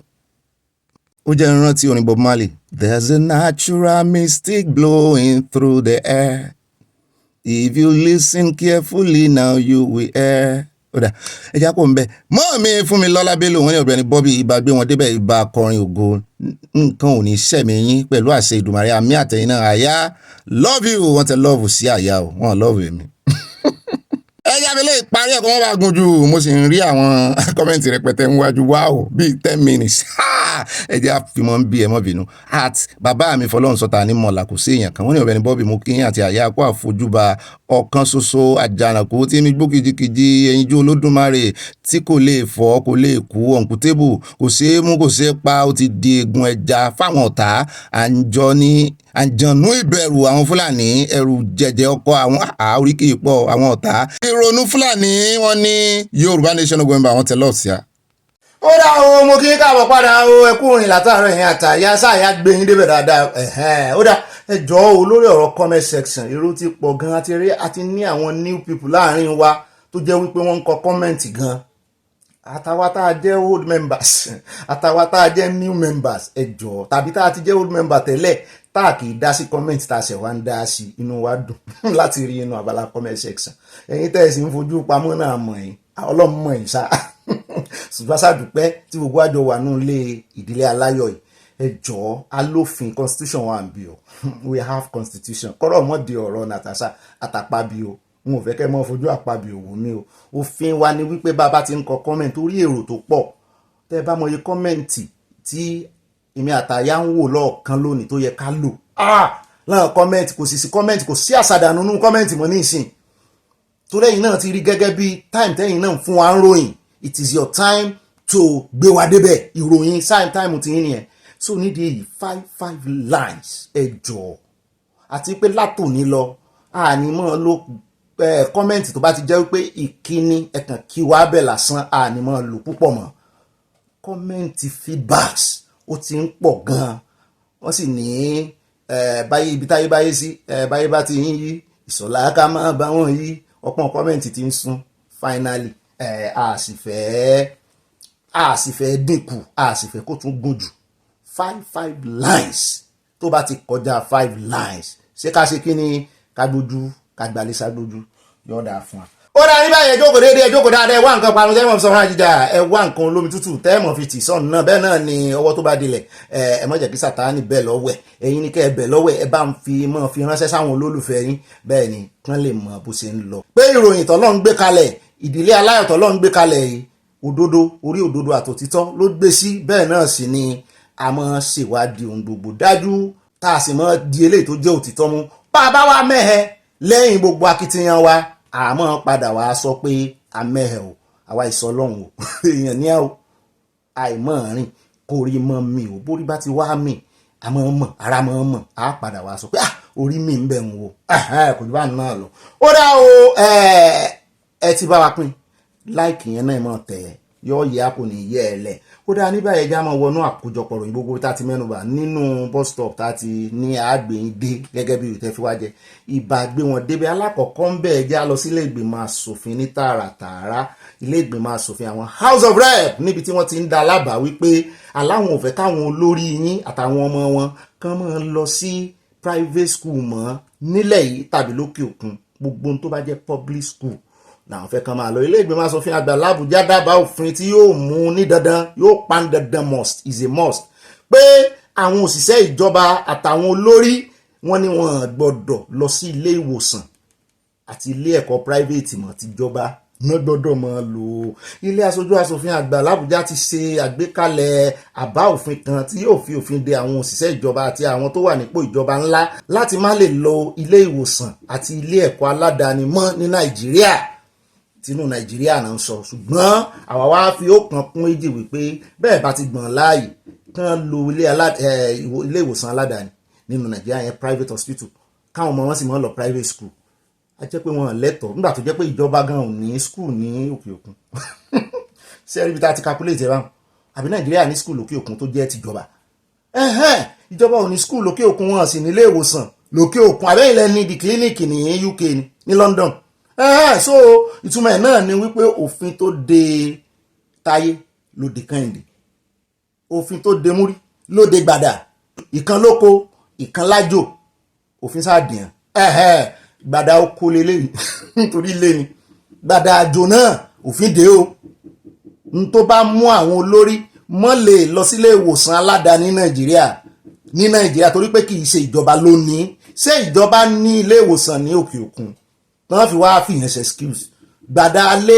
àti Gbàdà àjò ẹ mọ̀ bọ̀ tẹ́ ẹ wá gbọ́ ní ìsinyìí o torí Gbàdà àjò ó lè mọ sàríyànjiyàn pé kò kan wò wọ́n ní ọjọ́ ìṣẹ́gun ọjọ́ 22 oṣù keje ní ilé ìgbìmọ̀ asòfin náà ṣe àgbékalẹ̀ àbá òfin ọ̀hún tí wọ́n pè ní HB 2487 gbogbo àwọn tó bá fẹ́ ní kò ní ṣiṣẹ́ tán máa lọ dènà de òfin tán máa ní kán wọ́gilé Ọlọ́run ò ní jẹ́ kán sínlé Ọlọ́run ó jẹ́ kán ti rìnrìn àrè lọ àlọ rámirámi náà rìn lọ nítorí a ti ń retí kíní tipẹ́ asòfin Àmọ̀bí Godwin Ọ̀gá tó ṣagbátẹrù àbá náà ló sọ fún àwọn akọ̀ròyìn wípé àbá òfin yìí ó mú ní dandan fún àwọn tó wà nípò ìjọba àtọ̀gá àtọmọṣẹ́ láti máa level tó lè wà láti máa lọ ilé ẹ̀kọ́ àti ilé ìwòsàn ti ìjọba nìkan òfin fi lélẹ̀ débẹ̀.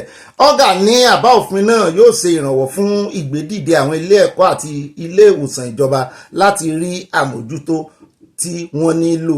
aṣòfin náà ṣàlàyé pé tí àwọn tó wà nípò ìjọba àtàwọn òṣìṣẹ́ ìjọba tán bá ń lo ilé ìwòsàn aládàáni ní nàìjíríà àti lókè òkun wọ́n ní wọn ò ní mọ ẹ̀tọ́ tó yẹ kán ṣe sí àwọn ilé ìwòsàn àti ilé ìwé ìjọba ní nàìjíríà. wọ́n ní àwọn fẹ́ mójú ajé kò ní sọ ni tán máa gbé àwọn ọmọ wọn lọ skul tán bá sì gbá ọmọ lọ skul tán ọmọ bá ń lọ dormitory tán ń lọ residential school pé kán bá ń padà wálé kán wá mọ̀ jíṣẹ́ fáwọn òbí wọn wípé wá wò bí skul wa ṣe rí o ó dáa ni kò dáa ni o. wọ́n láwọn náà mọ̀ yóò jẹ́ bí report. irú minister for education tọmọ rẹ̀ bá lọ skul bíi minister Wike tọmọ rẹ̀ bá lọ skul bíi tí ìṣe gbogbo wọn tán lọ skul abroad wọ́n máa lè sọ bí school ṣe rí ń bí the state of their school. ẹwọ́ fọ́nrán kan tá a mú wá fún yín níjọ́ wò níjẹta ní health school of health ní Kwara. ẹ wo bí gbogbo inú ilé yẹn ṣe rí bí ilé ìyàgbẹ́ bí ilé ìgbọ̀nsẹ̀. ẹgbọ́nsẹ̀ ẹ fọwọ́ sí àti wípé ẹ fọwọ́ sí nìkan kọ́ ṣé ó lè múlẹ̀ nítorí ẹ̀ la ṣe ń sọ wípé abánikan wọ́n ń dà ikán kan ò lè jòkú táwọn ní fẹ́ gbà àti wípé ṣe rí ọ̀rọ̀ pé wọ́n mọ́ wọn lọ skul lókè òkun yẹn wọ́n fi ń kówó jẹ ni ó wà lára tán fi ń lọ́ndà owó wọ́n mọ bá ṣe ń dá ọgbọ́n burúkú. kí ló dé tọmọ yín lọ skul lókè òkun ṣètùmọ̀ ẹ̀ náà ni wípé àwọn skul ẹ̀ OAU wà ń bẹ̀ University of Ibadan wà ń bẹ̀ the Poly Ìbàdàn náà wà ń bẹ̀ ṣùgbọ́n wọ́n ní àwọn tó ní skul aládàáni pàápàá jùlọ àwọn tó ní yunifásitì aládàáni wọ́n ní wọ́n ti ń ké láà wọ́n ní àwọn sì ń wòye àyà lòun wòye wípé àwọn náà máa foríkorí fi ìkúnlùkùn tán máa ṣèpàdé bóyá owó tabua náà máa lọ gbé fún wọn wípé ẹ bá wa ti òfin ìṣẹ́gbẹ̀ẹ́ nítorí iṣẹ́ ọmọ mẹ̀kúnnù ló fẹ́ lọ sí Maradona lọ pé University of Maradona wà ń gbà sọmọ mẹ̀kúnnù ló fẹ́ lọ University Adeleke sọmọ mẹ̀kúnnù ló fẹ́ lọ ìwó ló tún wà wọ́n pọ̀ lọ sọ́àdàdà Redeemers sọmọ mẹ̀kúnnù ló fẹ́ lọ ọbẹ̀ tán ọmọ olówó àwọn ọmọ tó wà ń jọba tán rówó kó jẹ tán bá lọ ọbẹ̀ a jẹ́ pé tí wọ́n bá wọn ni wọ́n close down ọ̀pọ̀lọpọ̀ school ni kán sọ di iléeṣẹ́ school ti pọ̀ jù àwọn tí ń jáde gan ti pọ̀ jù kán sọ di iléeṣẹ́ òjúbà náà lọ àbí kí lẹ rí sí torí àwọn kọ́sítọ́mà àwọn náà fẹ́ gbà yìí o kọ́sítọ́mà dáadáa ni millions mọ̀ wọ́n jọ pé ń san láwọn school yẹn ó dáa o kán wọn lọ University of kì í ṣùgbọ́n ṣé gbogbo school ìjọba náà lè gba gbogbo wọn tán ó dáa torí bí wọ́n ṣe máa ń gbé òfin dìde ààrẹ Tinubu tó ṣe presidential executive order pé Nigeria first àti ìgbọ̀ kan dá àwọn èèyàn dúró yàyà ló sì fẹ́ lọ sí ìlú òyìnbó yẹn tó fẹ́ lọ ṣe check up ṣé kò yẹ kán mọ̀ anyway yàyà ti grow ní government private citizen ni àwọn gọ́ọ̀mẹ̀ntì tó ń lọ ebi lẹ́nu ọjọ́ mẹ́ta nígbà tí Buhari kú ṣé bá ààrẹ Tinubu ti tọwọ́ bọ local content láti bí oṣù mẹ́ta ṣé nígbà tí Buhari kú la tó mọ̀ wípé ẹni tó jẹ́ ex-president náà ìyẹn Abdulsalami onírùngbọ̀n yẹn ń pẹ́ bàbá onírùngbọ̀n yẹn ń pẹ́ onírùngbọ̀n funfun pé the same clinic tí Buhari kú sí lòun náà lọ wọ́n sì ń gba owó àjẹmọ́nú lọ́wọ́ ìjọba túmọ̀ ẹ̀ ní pé owó wa náà lọ fi ń ṣe kínní ìbọn ti kúrò lórí kínní gbóná ti rí adúrú owó yẹn nígbà tá a calculate rí billions tí wọ́n fi ń gbọ́ bùkátà ìlera nílùú òyìnbó. It's well intentioned, but the practicability is the problem. And honestly, I'm not a skeptic, but I doubt the motive behind it. If the motive behind it is pure, I applaud it.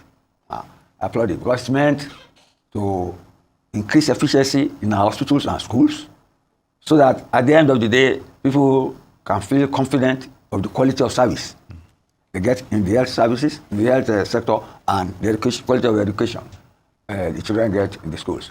But look at it. The history or trajectory to this has not been very honest.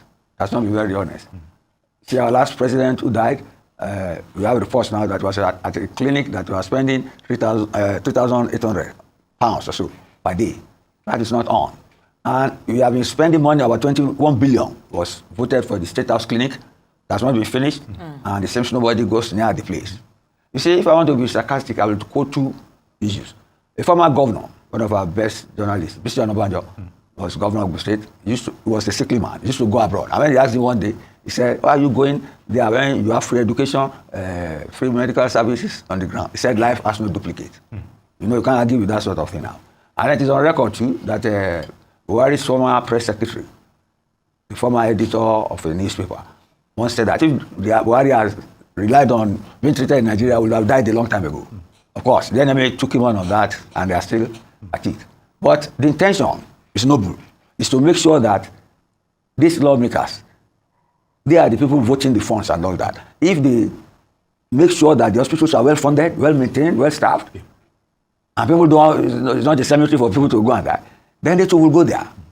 So that's why I said the intention is pure. The practicability, the possibility of it going into reality is another daydreaming. So let's leave it at that for now. Passing a bill is one thing. Making it into law is one thing. Following the law is another thing.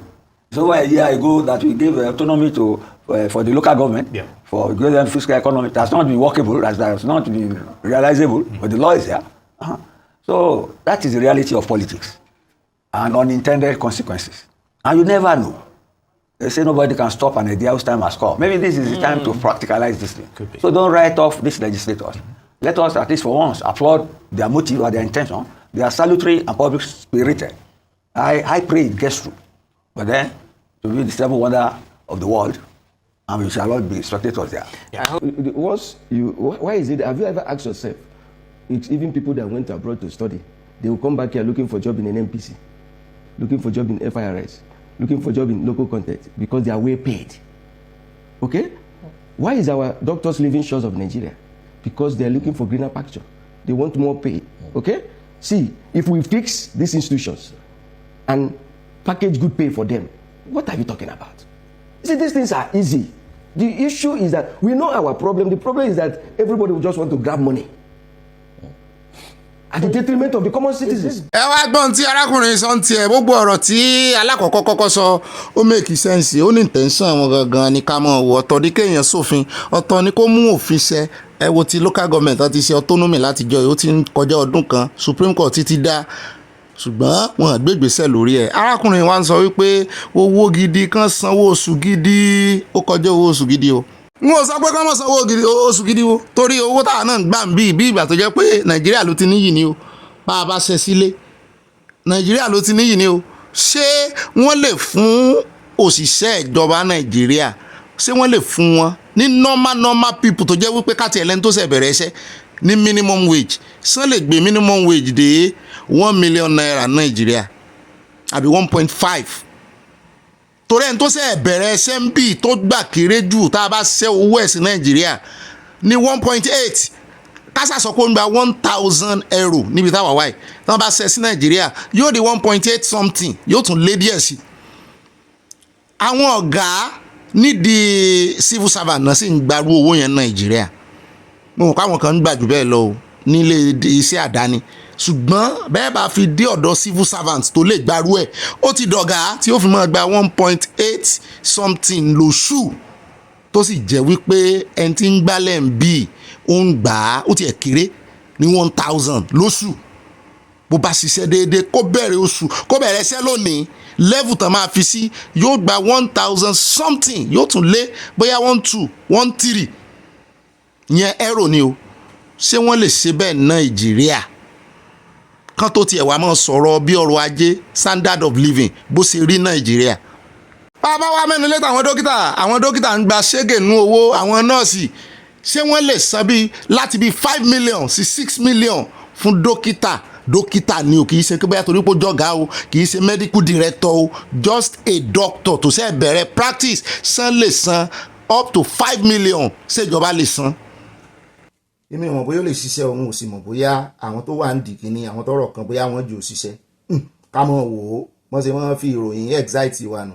ẹ jẹ́ àkó ń bẹ́ẹ̀. ó dáa níbà ẹ já wá sáré dé ọ̀dọ̀ bàbá Davido Dèjì Adélékè wọ́n ń já wá sí wọ́n ní power plant àwọn ti rẹ́díò how many kilowatts wọ́n ní kilowatt kọ́ megawatt ni èmi náà ń wò pé bọ́ọ̀bù tá a máa ń lò ayé ò tiẹ̀ lo bọ́ọ̀bù pa ẹ̀ mọ́ a máa ní 15 kilowatt 25 kilowatt tí wọ́n gbóná sí ire yẹn ayé ò lò mọ́ energy saving bulb làwọn èèyàn lò ní ìsìn. Wọ́n ní Dèjì Adélékè tó jẹ́ bàbá Davido di billionaire oníṣòwò ńlá tó jẹ́ ọ̀gá àgbà pátápátá chief executive officer fún iléeṣẹ́ Pacific Holding Limited ti kéde pé iṣẹ́ ti parí lórí 1250 megawatt power plant tí wọ́n ń kọ́ lọ. Ibú owó nìyẹn kéèyàn tó lè generate 1 megawatt 2 3 kó tó di 100 kó tó di 2.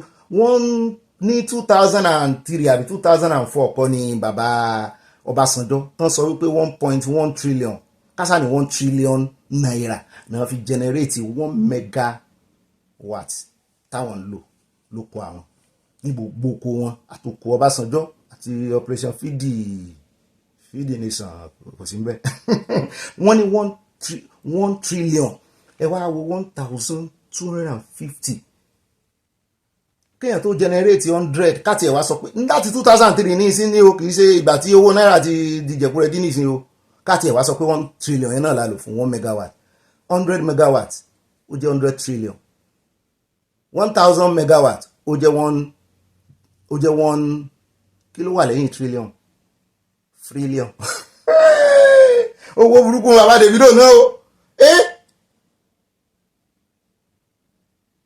wọ́n ní ó ṣàlàyé pé àwọn kan ń dúró de ìjọba báyìí ní o láti tanná sí pé àwọn nídìí gas ní power ní gas grid.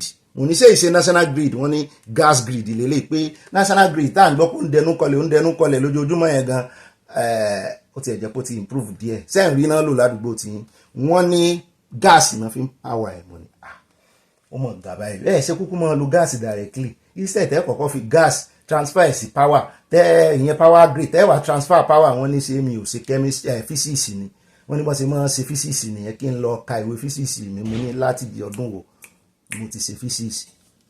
Wọ́n convert one energy to other energy ni turbine náà wà ń bẹ oríṣiríṣi náà wọ́n fi generate iná wọ́n ní bọ́n ṣe tàwọn nù mo wá sọ wípé ṣé kò ní jẹ́ àkóbá fún yín táwọn gáàsì tábà láwọn fún yín gáàsì nǹkan wọ́n ní gáàsì pọ̀ ńlẹ̀ rẹpẹtẹ mo ní wọ́n mọ̀ fẹ́ ta refinery mẹ́rẹ̀ẹ̀rin ṣé ìṣebẹ̀lẹ̀ ti mọ̀ gba gáàsì wọn ni rárá tó bá sì le jù àwọn ó tọ Dangote lọ pé wá ẹ̀wọ̀n ń generate gáàsì ń bí dáadáa àwọn òsìrí kó mọ̀ flẹ̀ gáàsì dànù so àwọn lè rí gáàsì mọ̀ gbà lọ́dọ̀ rẹ wọ́n sì partnership ṣùgbọ́n bí ò bá rí bẹ́ẹ̀ n ti dá NNPC ń fojú Dangote rí lórí ọ̀rọ̀ epo rọ̀bì òun náà fojú bàbá Davido náà rí o àti build gáàsì ní ìsìn èèyàn gbọ́dọ̀ ní refinery ìwọ ló ti fẹ́ mọ̀ rí gáàsì ṣe rí pé kìíní yẹn ní agbára kì í kàn ṣe pé mo lówó lọ́wọ́ mo fẹ́ dab into business tí bàbá Davido bá máa ní òun fẹ́ ṣe gáàsì ní ìsìn wọ́n gbọ́dọ̀ mọ generate epo kán mọ refine tán wọ́n máa yọ gáàsì jáde ìtumọ̀ ẹ̀ náà ni wípé wọ́n ń refine gáàsì ní Nàìjíríà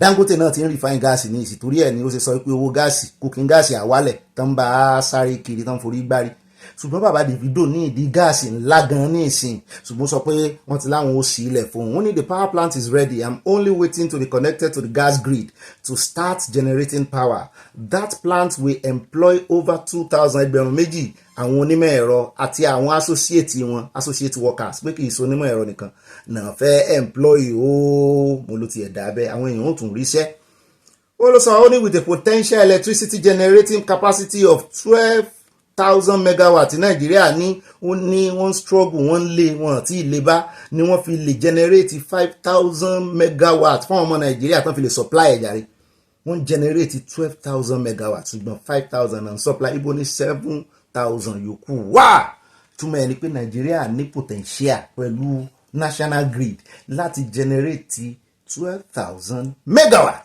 at least pé kí ló wá dé tó jẹ́ pé 7,000 ṣé kán build more power plant sí ni ó ní kò need eléyìí tó ń build kán bóun fi gáàsì power ẹ̀ mọ̀ ní ọ̀dà àjẹyìn lábọ̀ tán bá ti ní àwọn ń gba èèyàn síbẹ̀ àjẹkẹ́ ẹ̀ mọ̀ ẹjá wá tara ṣàṣà ká dé inú stúdíò lọ́dọ̀ bàbá Ahmed ọ̀kan lára àwọn agbẹnusọ wọn nílẹ̀ Haúsá. ṣùgbọ́n àyà ní ọ̀gá mi ẹni sùúrù ó sì kúròyìn ayọ̀ kan l'Ondo State ó ní kì í ṣe ti power plant nìkan ó ní wọ́n tún ti fẹ́ bẹ̀rẹ̀ refinery 500,000 barrel per day ní Igbótiri ní Ìlàjẹ ó ní wọ́n ti sign memorandum mo ní ṣe lóòótọ́ èmi ti fẹ́ kó ń bẹ̀ nu mo ló di méjì nu oore di méjì ti power plant ń bọ̀ bẹ́ẹ̀ náà ni refinery ń bọ̀ á jẹ́ wípé Ọlọ́run ló bá bàbá Adélékè Dèjì bàbá Davido Ọlọ́run ló bá ṣe bíjọba ò bá dá lóhùn kan tán bá fún gáàsì láti fi mọ́ pòṣì kínní rẹ̀ power plant rẹ̀ yóò sì dúró de refinery tán fẹ́ ṣe bóyá yóò wà yá pápápá àti ìmọ̀ ẹja gbọ́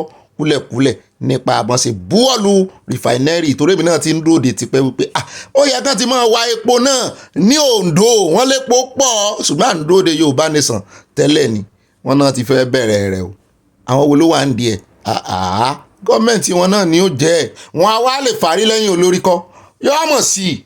ẹ jẹ́ gbọ́ lẹ́nu SSG wọn Fásọ̀rántì ó dàpọ̀ mọ́ bàbá Fásọ̀rántì nìyẹn. I want to specifically ask that we take care of the host communities. It's very important to us. Meanwhile, Governor Lucky Aiyedatiwa, in a prior meeting with investors, described the project as a game changer, aligned with his development agenda, pledging full government backing. It's going to be a mutually beneficial relationship, I believe.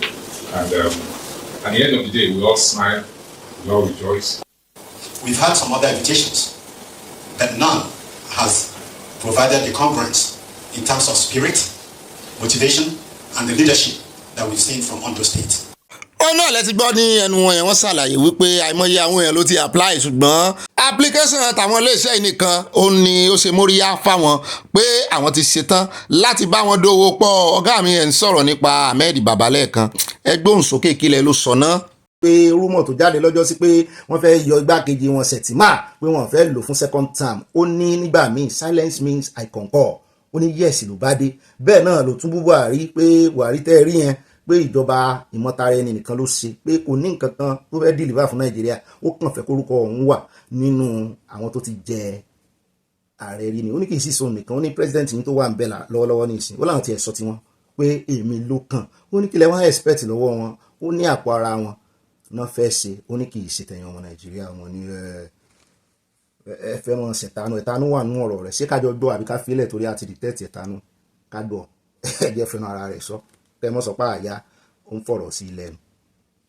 was an APC. I was chairman of the APC in my state for 3 years.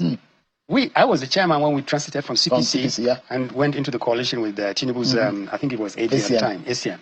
So but 6 months into Buhari's presidency, I resigned my membership of the party because I could see then, alhamdulillah, that I didn't think Buhari really became president to run the country. I think he just wanted to become a president.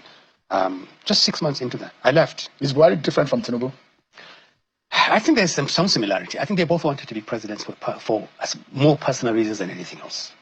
I think they have labored in the political process for so long that it became about them. And that's the wrong reason to seek for political power. You want power so that you can govern people and improve things. It must never be about you. I don't know whether I should worry or not. To be honest with you, I hear a lot of things. But you are closer to the Vice President than to the President. I am. I've always been. I was never close. To be honest, I would ask, if there is some element of truth in this, I would ask what would be the motive of the President for dropping Kashim Shettima? On the basis of what I know of him, he's an extremely loyal, very competent, very hardworking Vice President, who is an asset to the President, both politically and in person. And so I'll be very curious to find out what it is that makes all these stories about dropping him. I think somewhere along the line, to be honest, I think the President should have done something a long time ago. The President, if all these stories about dropping the Vice President for somebody else, another Northern Vice President, maybe a Christian, maybe going somewhere else, if all these things had absolutely no iota of truth, it would have taken only one thing, the President directly and personally saying, stop this nonsense. I have confidence in my Vice President. I work well with him. I'm happy with him. And I want this nonsense to stop about me dropping him now or in the future. I will take a decision about who will be my running mate is in 2027 when we get there. In the meantime, we have work to do. But he didn't say that. His people didn't say that. Does that sound like a tacit endorsement it's worrying. Of the undercurrent? Let me just say it's worrying. If what I have said is exactly what the President thinks, he should have said it. If he doesn't say it exactly the way I have, but he should have found a way. But it must come from him, and it must be direct, and it must be emphatic. Let's assume, for the sake of argument, that President Tinubu looks at the North as a huge potential asset and thinks, well, maybe I should change where I pick my VP. Northeast is only like maybe 60-40. His outing was very poor then. Where would he go? He has to go to the North. That's settled. That's it. He can't pick a vice president from the southern part of it. He can, but the law doesn't say. The law doesn't say he can. No, but the law. You know the funny thing about it. The law doesn't say he can't pick. And we had a presidential candidate leader who picked his running mate from the south. You know who he was? How? Oh, yeah. You remember? He did. And they were different time, different circumstances, maybe different law. Yeah. But the law doesn't. Okay, so Tinubu thinks, maybe I should drop a northeasterner. Not because he's not good, but because I'm looking to boost my votes. So let me go somewhere else. Where would he go? Let's take North Central. In all likelihood, you can't go to North Central and pick another Muslim. So you've sacrificed two things. You've sacrificed the Northeast for North Central. You've sacrificed the Muslim running mate for a non-Muslim risk. Three, you have offended the Muslims. The people who walked every inch of the way with you, the Muslim ticket, will now say, you see, we got him into the presidency. He spends 4 years. And now he wants to teach us and go to the Christians. Now the religious issue is very, very risky here. Yeah. So if he goes to the North Central, in all likelihood, or maybe he stays in the Northeast and picks a Christian, those are options. He can't go to the Northwest. We just did with the late Buhari, may Allah forgive him. Yeah. So going Northwest is a bit risky. They've had too much on their plate. But if he wants to, Kano is there. One of the popular things people say. But you know the result between the gap between NNPP in Kano and APC? It's over 500,000. Yes, it's over 500,000. Yeah, but over 1 million. For the population of Kano, that's not too much. And so what you gain if you pick somebody from Kano compared to what you lose, if a lot of people vote against your party, may be very risky. Outside Kano, where could he go? He could go to Kaduna and pick somebody else, and then you have both the religious card, but the Christian element is also going to... Anyway, the point is, all these computations, all these things, I've made this point before. You're wasting time on political calculations when you should be focusing on governance. It's the governance thing that you will take to the electorate at the end. It doesn't matter what you think you've done. All these people defecting to your party. The bottom line is Nigerians are going to say, what did you do the first 4 years we gave you? Don't take us for granted. We can't vote you out if the election is free and fair. So show us what you've done. If I don't stop all the bloodletting. But he was the president. You are a lawyer. The constitution says the job of the Nigerian state, not just the president, is to secure the citizen and the nation and to facilitate the welfare of the citizen. On both counts, this administration is failing very badly. Very, very badly. Is it that bad compared to Muhammadu Buhari in terms of security? Gbogbo calculation permutation náà lẹ ti gbọ́ lẹ́nu bàbá Ahmed yẹn ara àwọn abẹnugan nílẹ̀ Haúsá ni ṣùgbọ́n Yorùbá wọ́n ní ọ̀pọ̀rọ̀ òkàgbọ́n gbogbo eléyìí tó sọdà lẹ́yìn náà permutation ni ó lè mọ́ rí bẹ́ẹ̀ gbogbo bí ó bá ṣe rí ọwọ́ Ọlọ́run ló wà wọ́n wá ń bí wípé gbogbo ẹ̀yin tẹ̀tí ẹ̀ ń bínú sáàrẹ̀ Tinubu nílẹ̀ Haúsá kí láàrẹ̀ Tinubu ṣe fún yín gan kò ṣiṣẹ́ dáadáa gbogbo alárí ti ń ṣe ó yọ subsidy ètò ààbò mẹ́ẹ̀ ó ti mẹ́ẹ̀ tipẹ́ kí gangan lẹ lè sọ in verbatism páàrẹ̀ Tinubu fi sẹ́yìn. I don't know if we're the only people he has offended and if we've been offended at all. Well, I don't know. Can I ask you a question for a change? What makes you ask that question? Because there are feelers that we get, and as a journalist I hear a lot. And that it seems to be that politically Tinubu might be in trouble. I even heard now that Kwankwaso might be going into the APC. There's a lot of movement. There are those who will say, in fact, I heard in the background, in Katsina, the burial of the late president, former president, there are those who say, look, as soon as Buhari is dead, they are no longer supporting the APC. There seems to be some tension from the north. Did you see the video where the Emir of Dora was standing up and saying Tinubu to the wife of the president? Did you see it? I saw that. In his palace. You saw it? I don't know. I see the north. When people say things like the north, the north is very complex. There's a layer there that is very difficult to judge because it either is afraid of politics or it's politics itself. Tinubu's record is not very good across the country. Ó rẹ̀ káàbọ̀ padà ẹja wá sáré dé ọ̀dọ̀ àwọn agbófinró ẹnubodè ìyẹn àwọn immigration officer níbi tán ní ọwọ́ àwọn ti tẹ àwọn ọmọ òkèèrè ọmọ ìlú òkèèrè tí wọ́n fẹ́ gbìyànjú láti gba ìwé ìrìnnà Nàìjíríà mo ní ká níbẹ̀ ló ṣe dùn gbà ní USA ní Canada ní UK àti Europe ìbáwọn ti dà ẹnu ká gbà láàrin oṣù mélòó kan ní ká padà lé kárè mọ́ jẹ̀tọ̀ ìtọ̀ owó tá a bá pa kárè mọ́ náà lé ká tún padà wá pa mí wọ́n ní passport ilẹ̀ ń pè tẹ́ ẹ̀ fi dà lálẹ́ gàràgà wọ́n ní citizen nìkan ló mọ̀ tọ̀ sí kì í mọ̀ ṣe bọ́n ṣe mọ́ gbà Nàìjíríà mùsùlùmí gbọ́ pé wọ́n ní ti Nàìjíríà náà ti le dandan ẹ̀ ṣàgbọ́ tí kinní náà sọ ìyẹn Kẹ́mi Bidnock wọ́n ní ọjọ́ wo náà ni mo gbọ́ pé àwọn wọ́dà kan wọ́n smuggle ẹlẹ́wọ̀n kan jáde láti lọ gba Nigeria passport lẹ́yìn tí ilé ẹjọ́ ti gbà tọwọ́ ẹ̀ wípé àwọn ò fẹ́ kó sálọ kóònù Nàìjíríà wọ́n sì smuggle ẹ̀ láti inú ẹ̀wọ̀n wọ́n sì rèé mú lọ sí immigration office ibẹ̀ náà ti mú wípé ẹlẹ́wọ̀n rèé nígbà tán wọ́n tẹ̀ka ẹ̀ sí ìka rẹ̀ ó ń sò rẹ̀ ló ń dún fan aláàmù ń dún lórí ìka rẹ̀ wọ́n bá tọ̀ dédìí wípé àṣìlẹ̀ ẹjọ́ ló gba ìwé ìrìnnà rẹ̀ ó wá fẹ́ ṣèmí kó o lè sá lọ irọ́ ló pa bó o bá tiẹ̀ ṣèmí gan wọ́n mú ọ lẹ́nu bodè iṣẹ́ ti yàtọ̀ wọ́n ní ọmọ Nàìjíríà tiẹ̀ lélẹ́yìí o wọ́n ní imagine kíru yàyà yẹn tí ilé ẹjọ́ gba passport lọ́wọ́ rẹ̀ tó lóun fẹ́ travel ṣe ṣe àyẹ̀wò ìlera àwọn tán àgbà kó wá ní ọ̀dà òun ti mọ ọgbọ́n tóun ó dà kó wá lọ fẹ́ gbà mí ṣé wọ́n ní mú wọ́n ti ẹ̀ mójú tiẹ̀ dáadáa. Ẹ bá ń tẹ̀sí ilé abẹ́rẹ́ jẹ́ agbọ̀rọ̀ lẹ́nu ọ̀gá immigration. Nigerian passport, that's one, this passport ecosystem, that's the fastest way. That's like it's a window between the service and the public, both locally and internationally. So it's an area where we cannot afford to fail Nigerians. This administration, we're trying to make things better. We're trying to look inward, look outward, and look forward as well. Let's move it up a notch. Let's make sure that in issuing this document, we are very, very thorough. You make sure you do your due diligence. Make sure we maintain the integrity of this passport, because that's the passport that takes us all over the world. And the world is judging us. If you issue it to non-Nigerians, they will know. So we don't want our credibility in question. Ó dáa ká tó wá lọ sẹ́kọ̀ọ́ ẹjẹ́ sáré dé ilé ẹjọ́ níbi tá a ti gbọ́ pé ilé ẹjọ́ ti wọ́gi lé ẹjọ́ tí EFCC gbé lòdì sí ọba Òtúdẹ̀kọ̀ àtàwọn mẹ́ta míì tí wọ́n fẹ̀sùn kàn wípé wọ́n ṣe owó kan kúmọkùmọ owó báǹkì First Bank lọ́dún tó kọjá kìlọ̀ fún àwọn oníbàárà First Bank àwọn tó lówó ń bẹ̀ pé kan sọ̀rọ̀ àwọn wọ́n fẹ̀sùn kàn wọ́n ni. Ṣùgbọ́n báyìí àti wá gbọ́ pé wọ́n ti wọ́gi lé o kí ló dé?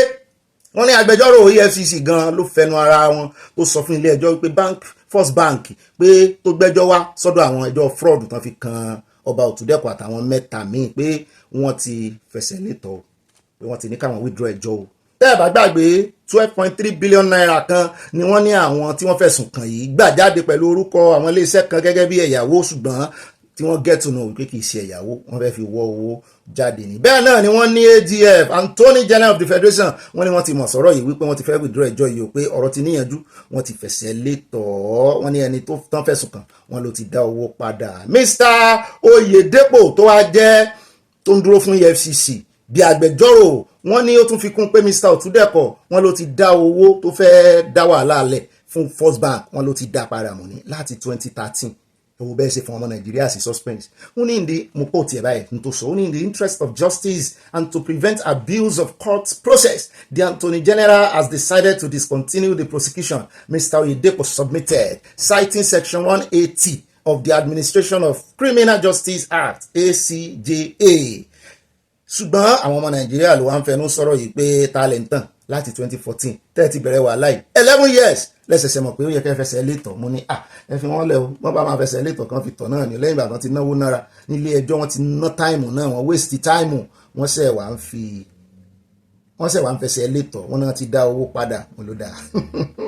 Wọ́n ní ẹ mọ́ fojú fraud wo ọba Òtúdẹ̀kọ̀ mọ́ o àtàwọn mẹ́ta míì ó dẹ̀ já kó ń bẹ́ẹ̀ ká tó wá máa lọ sékòó ẹ jẹ́ lọ sékòó tí UK aid tán ní àwọn náà ti yọ owó ọ̀ràn lọ́wọ́ fún àwọn Áfíríkà bóyá yóò wà bá Nàìjíríà. Ẹ jẹ́ àkọ́kọ́ lọ sékòó kárí ìgbọ́ orin bàbá wa Sanni Adé pé èmi ti gbóhùn Olúwa tó wípé Sanwó-Olú o dìde nínú ọgbà àjàrà Olúwa rẹ̀ kó sì máa gbin iṣu.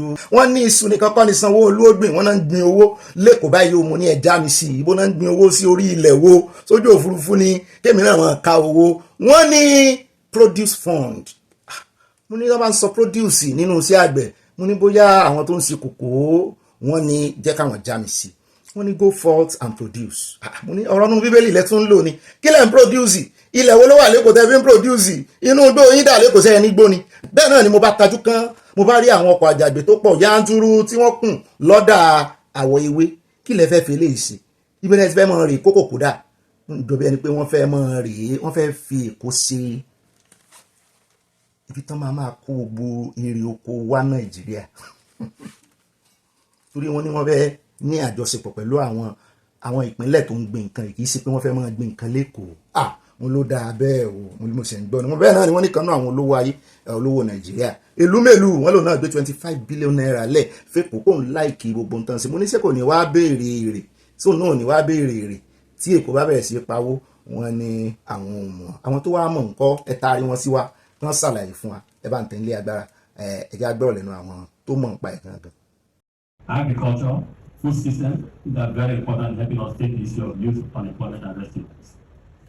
What you and your team are doing here and what other governments are doing in the states collectively in a few years' time will help us fix the challenge of joblessness of our young ones. We believe that joblessness is a great betrayal of our young people. They shouldn't be jobless. We have our that have been said. So all of us will work together to make this vision, this initiative a reality. Whatever Your Excellency you want us to do as United Bank of Africa Transport Group, and Tony Foundation as SOD program. So we'll support this initiative with 25 billion naira. So one of the key points Governor Babajide Sanwo-Olu said, and which I hold very strongly, is more like a biblical word. I say, go forth and produce for Lagos. That for me is the killer point. Go forth and produce for Lagos. Because Lagos currently today has a population and has a market, okay, for production to feed 20 million plus. More than 20 million person, about 24 million. So you can imagine the tenacity, the extent of volume of food required, okay, that will come into Lagos to feed each mouth per day. That is big business, that is huge business, and Lagos is ready for business. I don't have the land. Yes. And I can hardly do livestock farming in Lagos State. So Governor Sanwo-Olu says, you go do it for me. You. I'll give you the money. I will take from you. I think, and good enough today, one of the things that I also love today was that there were few farmers that were actually given few checks to say, look, come on, let's go and get... Yes, present at the event and say, come on, let's go. They got the money already. Oh yeah, the check was presented today, you know, at the event. They say, go forth and let's begin to produce for Lagos. And good enough again today, we have private sectors that are also involved. For example, Mr. Tony Elumelu of UBA was also involved, and he made a commitment also. I'm coming. ọ̀rọ̀ yẹn ti wá yé wa báyìí o, use what you get to get what you need. Ó ti da Èkó ò nílẹ̀, ṣùgbọ́n gbogbo àwọn tó nílẹ̀ wọ́n fẹ́ sọwọ́ kúdúrú sí wọn wípé gbogbo ẹ̀yin àgbẹ̀ ńláńlá ẹ lọ ṣe irúgbìn gbogbo ń tẹ́ bá mọ̀ gbìn ẹ mọ̀ kó wá sèkó market ní kẹ́ wá fi Èkó ṣe ṣùgbọ́n àwọn èèyàn wá ní ṣé yóò ṣe é ṣe ṣé ibo náà ti ń retí àwọn àgbẹ̀ Taraba abá àmúròyìn Taraba wá fún yín nínú abala Sanáwọlé ẹ wo iye àwọn àgbẹ̀ tán displace pẹ̀lú àwọn Fúlàní àmúròyìn wá fún yín àwọn àgbẹ̀ ńlẹ̀ Yorùbá wọn nísinmi Benue náà rèé tí wọ́n ti ń ṣe bẹ̀bẹ̀ lórí pé ìlú ó jẹun lórí iṣẹ́ àgbẹ̀ wọ́n ti lé wọn dànù àfi tó bá jẹ́ wípé àwọn private farmers àwọn cooperative gan tán dira wọn pọ̀ tán gba acres lọ rẹpẹtẹ ńbàdàn àwọn Fúlàní ń kojú wọn ọpẹ́lọpẹ́ àwọn ìyá wa tán tọ́lọ́run ṣe rò lágbára tí gómìnà tọ́lọ́run lo gómìnà Mákindé láti ró lágbára former justice lo fídíò wọn ń jẹta ọpẹ́lọpẹ́ wọn ló gba àwọn cooperative yẹn sílẹ̀ ń táwọn Fúlàní fẹ́ fojú wọn rí gbogbo àlùbọ́sà nǹkan tẹ̀sìn rí ilẹ̀ Haúsá náà ti ń gbìn ju àlùbọ́sà mélòó náà ń gbìn ilẹ̀ Yorùbá kì í sì lóòótọ́ èrò wà lẹ́kọ̀ọ́ ẹni population tó lè jẹun Èkó sì gbádùn afẹ́ bẹ́ẹ̀ náà ní ilé ìtura pọ̀ rẹpẹtẹ bẹ́ẹ̀ bá dé Kẹjà bẹ́ẹ̀ bá káyé ilé ìtura tó wà ń bẹ̀ bẹ́ẹ̀ náà ni industry wà ń bẹ̀ tán ti ń ṣe fúrúùtù gbogbo carrot nǹkan tán ti lè tọ́ọ̀nù ẹ̀ sí nǹkan ẹlẹ́rìn dòdò ṣùgbọ́n ṣé àwọn àgbẹ̀ èèyàn gbọ́dọ̀ sọ́ọ̀sì ibi tẹ́ ti fẹ́ mọ retí àwọn produce yìí farm produce ṣé àwọn mo mọ̀ pé ẹ lè ní storage ṣùgbọ́n sọ́ọ̀sì ẹ̀ gangan àwọn ètò ààbò mẹ́ẹ̀ ẹ jẹ́ àmọ́ òwò bí ó ṣe ṣẹlẹ̀ o torí Èkó ò nílẹ̀ o kálẹ̀ kò nílẹ̀ ní ìsinmi àbá sọ wípé yes wọ́n mójútó nǹkan wọn ká sì sọ wípé àwọn náà ti go into àwọn agric tó ṣe ń ṣe ní ìsìn tí ò ní ìdí ilẹ̀ wọ́n ṣe ń bì wọ́n kọ́lé fún wọn rẹpẹtẹ supply omi wọn dúró dòjò oòrùn gan wọn dúró dè wọ́n mọ bá ń ṣe light yẹ ṣùgbọ́n mélòó nìyẹn fẹ́ ká mọ̀ wò ó bọ́n sì wọ́n rí source of food wọn torí kì í sàn nìkan ló ní ìdí oúnjẹ kò sì di dandan kó dèkò ná bóyá ntẹ́ kò sì fẹ́ ṣe ni pé wọ́n fẹ́ ṣe bí distributor àbáwọn distributor Dangote sì máa ń ṣe gbogbo oúnjẹ tẹ́ ń kó lọ Ọ̀ṣun oúnjẹ tẹ́ ń kó yà lọ́yọ̀ọ́ oúnjẹ tẹ́ ń kó lọ Èkìtì ẹ kọ́kọ́ kó wá sèkò náà àwa alábàáyín distribute ẹ̀ wọ́n fẹ́ ajá kí gbogbo àwọn farmer gbogbo àwọn tí máa ń fi ọkọ̀ trailer kó nǹkan èrè oko wá láti ilẹ̀ Haúsá lọ sí inú ọjà àwọn ọjà ńláńlá ní Ọ̀ṣun ọmọ dúró ń bẹ̀ àwọn tèkó náà ń bọ̀ lẹ́kọ̀ọ́ a jẹ́ pé kò náà kọ́kọ́ fẹ́ mọ́ kó wa ni wọ́n á ní storage wọ́n á ṣẹ̀wà mọ́ pín fún yín nílẹ̀ Yorùbá ṣé ẹ fọwọ́ sí ṣé nǹkan ò ní wọ́n jù ọ̀dà àwa àmọ́ wò ó bóyá àwọn gómìnà yòókù bóyá wọ́n máa fọwọ́ wọ́n máa kòlábò torí kájí south west gangan náà fi ṣe kínní Ìbàdàn tí ò jẹ́ kó nìkan kó jẹ́ south west commission kí gbogbo wọn mọ̀ wípé oúnjẹ tó bá ti wọ Èkó báyìí Èkó gangan náà ti mọ̀ distribute ẹ̀ àwọn wò bóyá àwọn gómìnà yòókù náà wọ́n ṣe competition healthy competition ní kẹ́ ṣe o àbọ̀ wọn mọ̀ wòran wọ́n lè mọ̀ complain pa àwọn olówó lọ́wọ́ ẹni yára lògùn gbé. ó dẹ́ káàbọ̀ padà nígbà ẹja wa kó gbogbo rẹ̀ ńlẹ̀ eléyìí la fi parí ìròyìn lónìí à ń lọ sí orílẹ̀-èdè UK níbi tá a ti gbọ́ pé wọ́n ti kéde àdínkù owó ìrànwọ́ sílẹ̀ òkèèrè báwo ni yóò ṣe kan Áfíríkà ìjọba UK ti kéde pé òun yóò mú àdínkù bá ìrànwọ́ tóun ṣe sílẹ̀ òkèèrè tó fi mọ́ ìrànwọ́ fún ètò ẹ̀kọ́ àwọn ọmọdé àti ìrànwọ́ fún ètò ìlera àwọn obìnrin pàápàá jùlọ nílẹ̀ Áfíríkà ohun tí ìjọba UK sọ tẹ́lẹ̀ lóṣù kejì tó kọjá ni pé àwọn yóò mú àdínkù bá ìrànwọ́ sílẹ̀ òkèèrè pẹ̀lú ìdá 40% reduction. Wọ́n ní àwọn yóò lo owó táwọn bá gé fún ètò ààbò aráàlú UK pé UK first. Wọ́n ní èyí wáyé lẹ́yìn tí ààrẹ Donald Trump ti kọ́kọ́ mú àdínkù ńlá bá ọ̀pọ̀ ìrànwọ́ sílẹ̀ òkèèrè tí orílẹ̀-èdè Amẹ́ríkà ń ṣe tó fi mọ́ owó ìrànwọ́ tí ilẹ̀ Amẹ́ríkà máa ń ṣe nípasẹ̀ àjọ USAID. Lára ẹ̀ náà ni ọ̀rọ̀ HIV, oògùn HIV tàn mọ́ kó wá sí Áfíríkà. Ṣùgbọ́n wọ́n bá ṣe wá ń gbọ́ ìwọ́n ní orílẹ̀-èdè Áfíríkà ni yóò fara káásá rẹ̀ jù. Ìròyìn náà wá sọ wípé ẹ̀ka àwọn obìnrin tó ń ràn lọ́wọ́ àti nípa rírí omi tó mọ́ gaara mu àti gbígbógun ti àjàkálẹ̀ àrùn yóò fara káásá rẹ̀ gan-an ni mo wá wò pé ọjọ́ wo ẹ bá rí inú abala lírìfì tí very dark man torí ìbọn kọ bọ́ọ̀wọ̀ ẹ wo mi tán mú ń bẹ̀. Àjọ bond tó ń rí sí ọ̀rọ̀ ìrànwọ́ sílẹ̀ òkèèrè ní UK sọ pé àwọn obìnrin àtàwọn ọmọdé tó ń gbé láwọn àwùjọ táwọn tí kò rọ́wọ́ ọrí pọ̀ sí ni yóò fara káásá àdínkù ètò ìrànwọ́ UK sílẹ̀ òkèèrè náà jùlọ. Nǹkan tó ń kọ mí lóminú ni pé àdínkù yóò bá owó ìrànwọ́ sí Áfíríkà, ọ̀rọ̀ ètò ẹ̀kọ́ àti ètò ìlera ilẹ̀ Haúsá ni ó fara kó jù. Àwọn èèyàn tó ń gbé níbi tí wọ́n ti ń jà àtàwọn obìnrin ní ìgbésẹ̀ ìjọba UK yìí yóò ṣe ìpalára fún jù. Ó yẹ kí UK fi kún ìrànwọ́ tí wọ́n ń ṣe sílẹ̀ òkèèrè ní lásìkò yìí tí Amẹ́ríkà ti dáwọ́ ìrànwọ́ dúró. Kì í ṣe pé ó yẹ kán tún dínkù bẹ́ẹ̀ irọ́ wọn ní gbọ́ bùkátà àwọn ọmọ wọn ní ìsìn tó jẹ́ pé àmọ́ ibi tí ọ̀rọ̀ ogun Ukraine àti kìíní ń lọ àti Russia àmọ́ ibi tí ń lọ.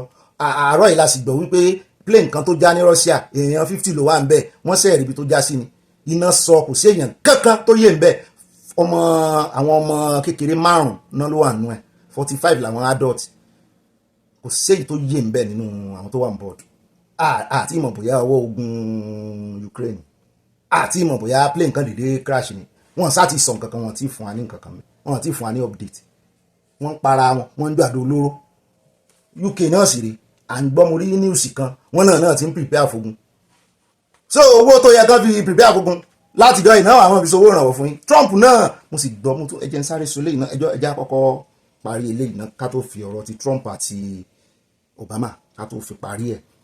Wọ́n ní owó tó yẹ kó wà nínú ètò ìṣúná UK fún ọdún 2027 ó yẹ kó jẹ́ 15.4 billion pounds àmọ́ kò ní ju 6.1 billion pounds lọ báyìí pẹ̀lú àdínkù yẹn owó ìrànwọ́ tó yẹ kó wà nínú bọ́jẹ́ẹ̀tì wọn UK fún 2027.